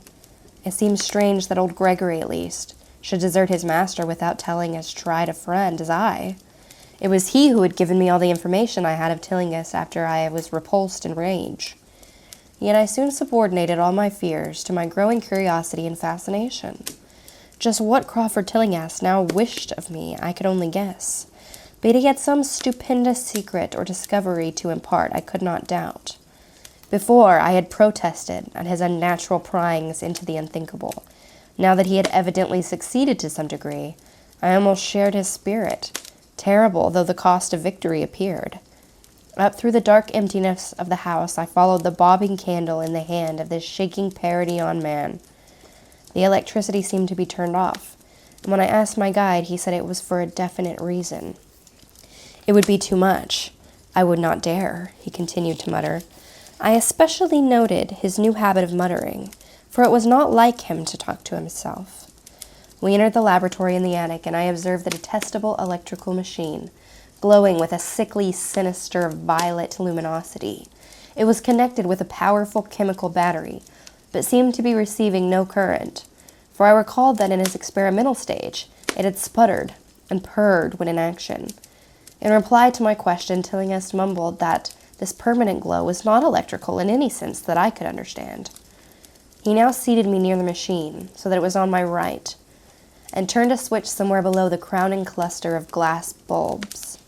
The usual sputtering began, turned to a whine, and terminated in a drone so soft as to suggest a return to silence. Meanwhile, the luminosity increased, waned again, then assumed a pale color or blend of colors which I could neither place nor describe. Tillinghast had been watching me, and noted my puzzled expression. "Do you know what that is?" he whispered. "That is ultraviolet." He chuckled oddly at my surprise. "You thought ultraviolet was invisible, and so it is. But you can see that and many other invisible things now. Listen to me. The waves from that thing are waking 1,000 sleeping senses in us, senses which we inherit from eons of evolution, from the state of detached electrons to the state of organic humanity. I have seen truth, and I intend to show it to you. Do you wonder how it will seem? I will tell you." Here Tillinghast seated himself directly opposite me, blowing out his candle and staring hideously into my eyes. "Your existing sense organs, ears first, I think, will pick up many of the impressions, for they are closely connected with the dormant organs. Then there will be others. You have heard of the pineal gland?" I laughed at the shallow endocrinologist, fellow dupe and fellow parvenu of the Freudian. That gland is the great sense organ of organs, I have found out. It is like sight in the end, and transmits visual pictures to the brain. If you are normal, that is the way you ought to get most of it. I mean, get most of the evidence from beyond. I looked about the immense attic room with the sloping south wall, dimly lit by rays which the everyday eye cannot see. The far corners were all shadows, and the whole place took on a hazy unreality which obscured its nature and invited the imagination to symbolism and phantasm. During the interval that Tillinghast was silent, I fancied myself in some vast and incredible temple of long-dead gods, some vague edifice of innumerable black stone columns reaching up from a floor of damp slabs to a cloudy height beyond the range of my vision. The picture was so very vivid for a while, but gradually gave way to a more horrible conception, that of utter, absolute solitude in infinite, sightless, soundless space. There seemed to be a void, and nothing more, and I felt a childish fear which prompted me to draw from my hip pocket the revolver I always carried after dark since the night I was held up in East Providence. Then, from the farthermost regions of remoteness, the sound softly glided into existence. It was infinitely faint, subtly vibrant, and unmistakably musical, but held a quality of surpassing wildness which made its impact feel like a delicate torture of my whole body. I felt sensations like those one feels when accidentally scratching ground glass. Simultaneously, there developed something like a cold draft, which apparently swept past me from the direction of the distant sound. As I waited breathlessly, I perceived that both sound and wind were increasing, the effect being to give me an odd notion of myself as tied to a pair of rails in the path of a gigantic approaching locomotive. I began to speak to Tillinghast, and I did so all the unusual impressions abruptly. And as I did so, all the unusual impressions abruptly vanished. I saw only the man, the glowing machine, and the dim apartment. Tillinghast was grinning repulsively at the revolver which I had almost unconsciously drawn. But from his expression I was sure he had seen and heard as much as I, if not a great deal more. I whispered what I had experienced, and he bade me to remain as quiet and receptive as possible. "Don't move," he cautioned, "for in these rays we are able to be seen as well as to see. I told you the servants left, but I didn't tell you how. It was that thick-witted housekeeper. She turned on the lights downstairs after I had warned her not to, and the wires to pick up sympathetic vibrations. It must have been frightful. I could hear the screams up here in spite of all I was seeing and hearing from another direction. And later, it was rather awful to find those empty heaps of clothes around the house. Miss Updike's clothes were close to the front hall switch. That's how I know she did it. It got them all. But so long as we don't move, we're fairly safe. Remember, we're dealing with a hideous world in which we are practically helpless. Keep still." The combined shock of the revelation and of the abrupt command gave me a kind of paralysis, and in my terror, my mind again opened to the impressions coming from what Tillinghast called beyond. I was now in a vortex of sound and motion, with confused pictures before my eyes. I saw the blurred outlines of the room, but from some point in space there seemed to be pouring a seething column of unrecognizable shapes or clouds, penetrating the solid roof at a point ahead and to the right of me. Then I glimpsed the temple-like effect again, but this time the pillars reach up into an aerial ocean of light, which sent down one blinding beam along the path of the cloudy column I had seen before. After that, the scene was almost wholly kaleidoscopic, and in the jumble of sights, sounds, and unidentified sense impressions, I felt that I was about to dissolve, or in some way lose the solid form. One definite flash I shall always remember. I seemed for an instant to behold a patch of strange night sky filled with shining, revolving spheres, and it receded. And as it receded, I saw that the glowing suns formed a constellation or galaxy of settled shape, this shape being the distorted face of Crawford Tillinghast.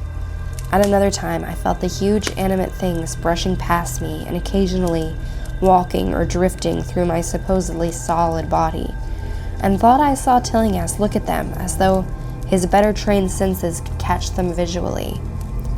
I recalled what he had said of the pineal gland and wondered what he saw with his preternatural eye. Suddenly, I myself became possessed of a kind of augmented sight.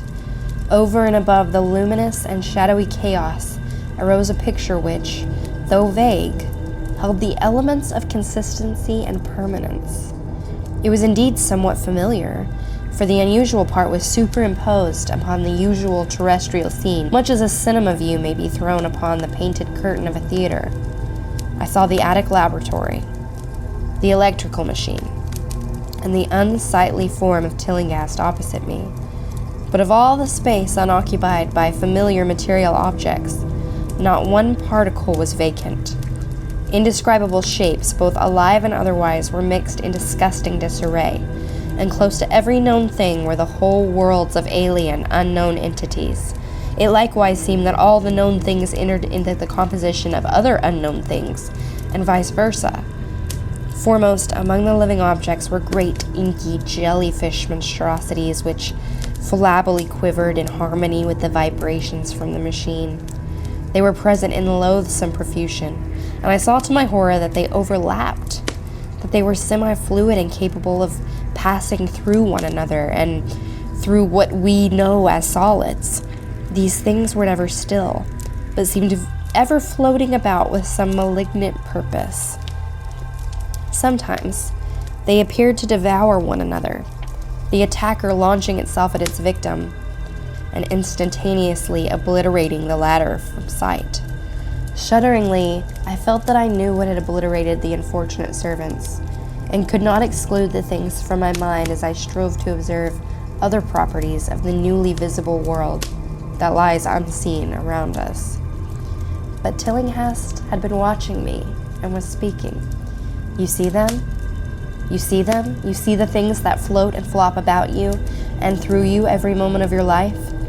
You see the creatures that form what men call the pure air and the blue sky? Have I not succeeded in breaking down the barrier?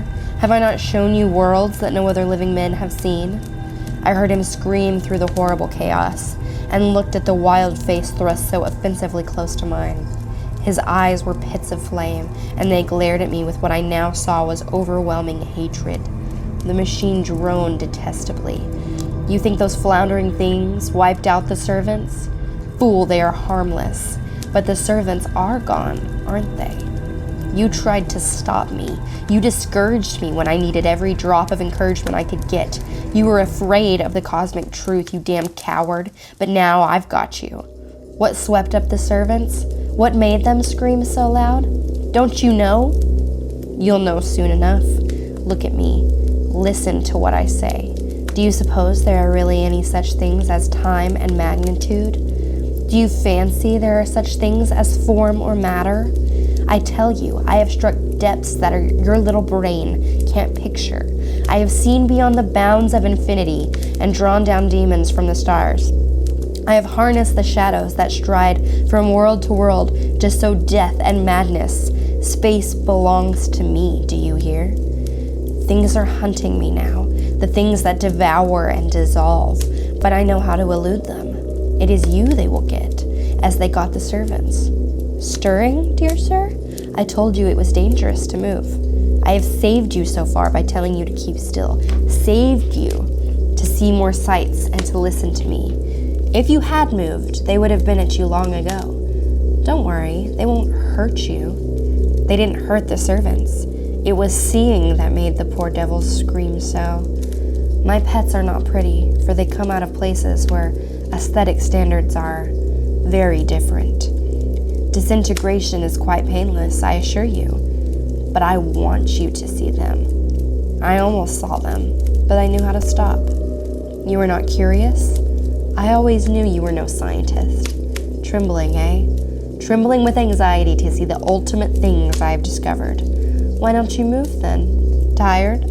Well, don't worry, my friend, for they are coming. Look, curse you, look, it's just over your left shoulder. What remains to be told is very brief and may be familiar to you from the newspaper accounts. The police heard a shot in the old Tillinghast house and found us there, Tillinghast dead and me unconscious.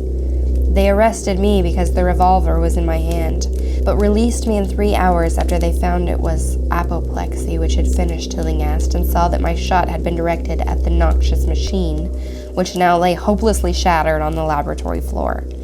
I did not tell very much of what I had seen, for I feared the coroner would be skeptical, but from the evasive outline I did give, the doctor told me that I had undoubtedly been hypnotized by the vindictive and homicidal madman. I wish I could believe that, doctor. It would help my shaky nerves if I could dismiss what I now have to think of the air and the sky about and above me. I never feel alone or comfortable, and a hideous sense of pursuit sometimes comes chillingly on me when I am weary. What prevents me from believing this, doctor, is this one simple fact, that the police never found the bodies of those servants whom they say Crawford Tillinghast murdered.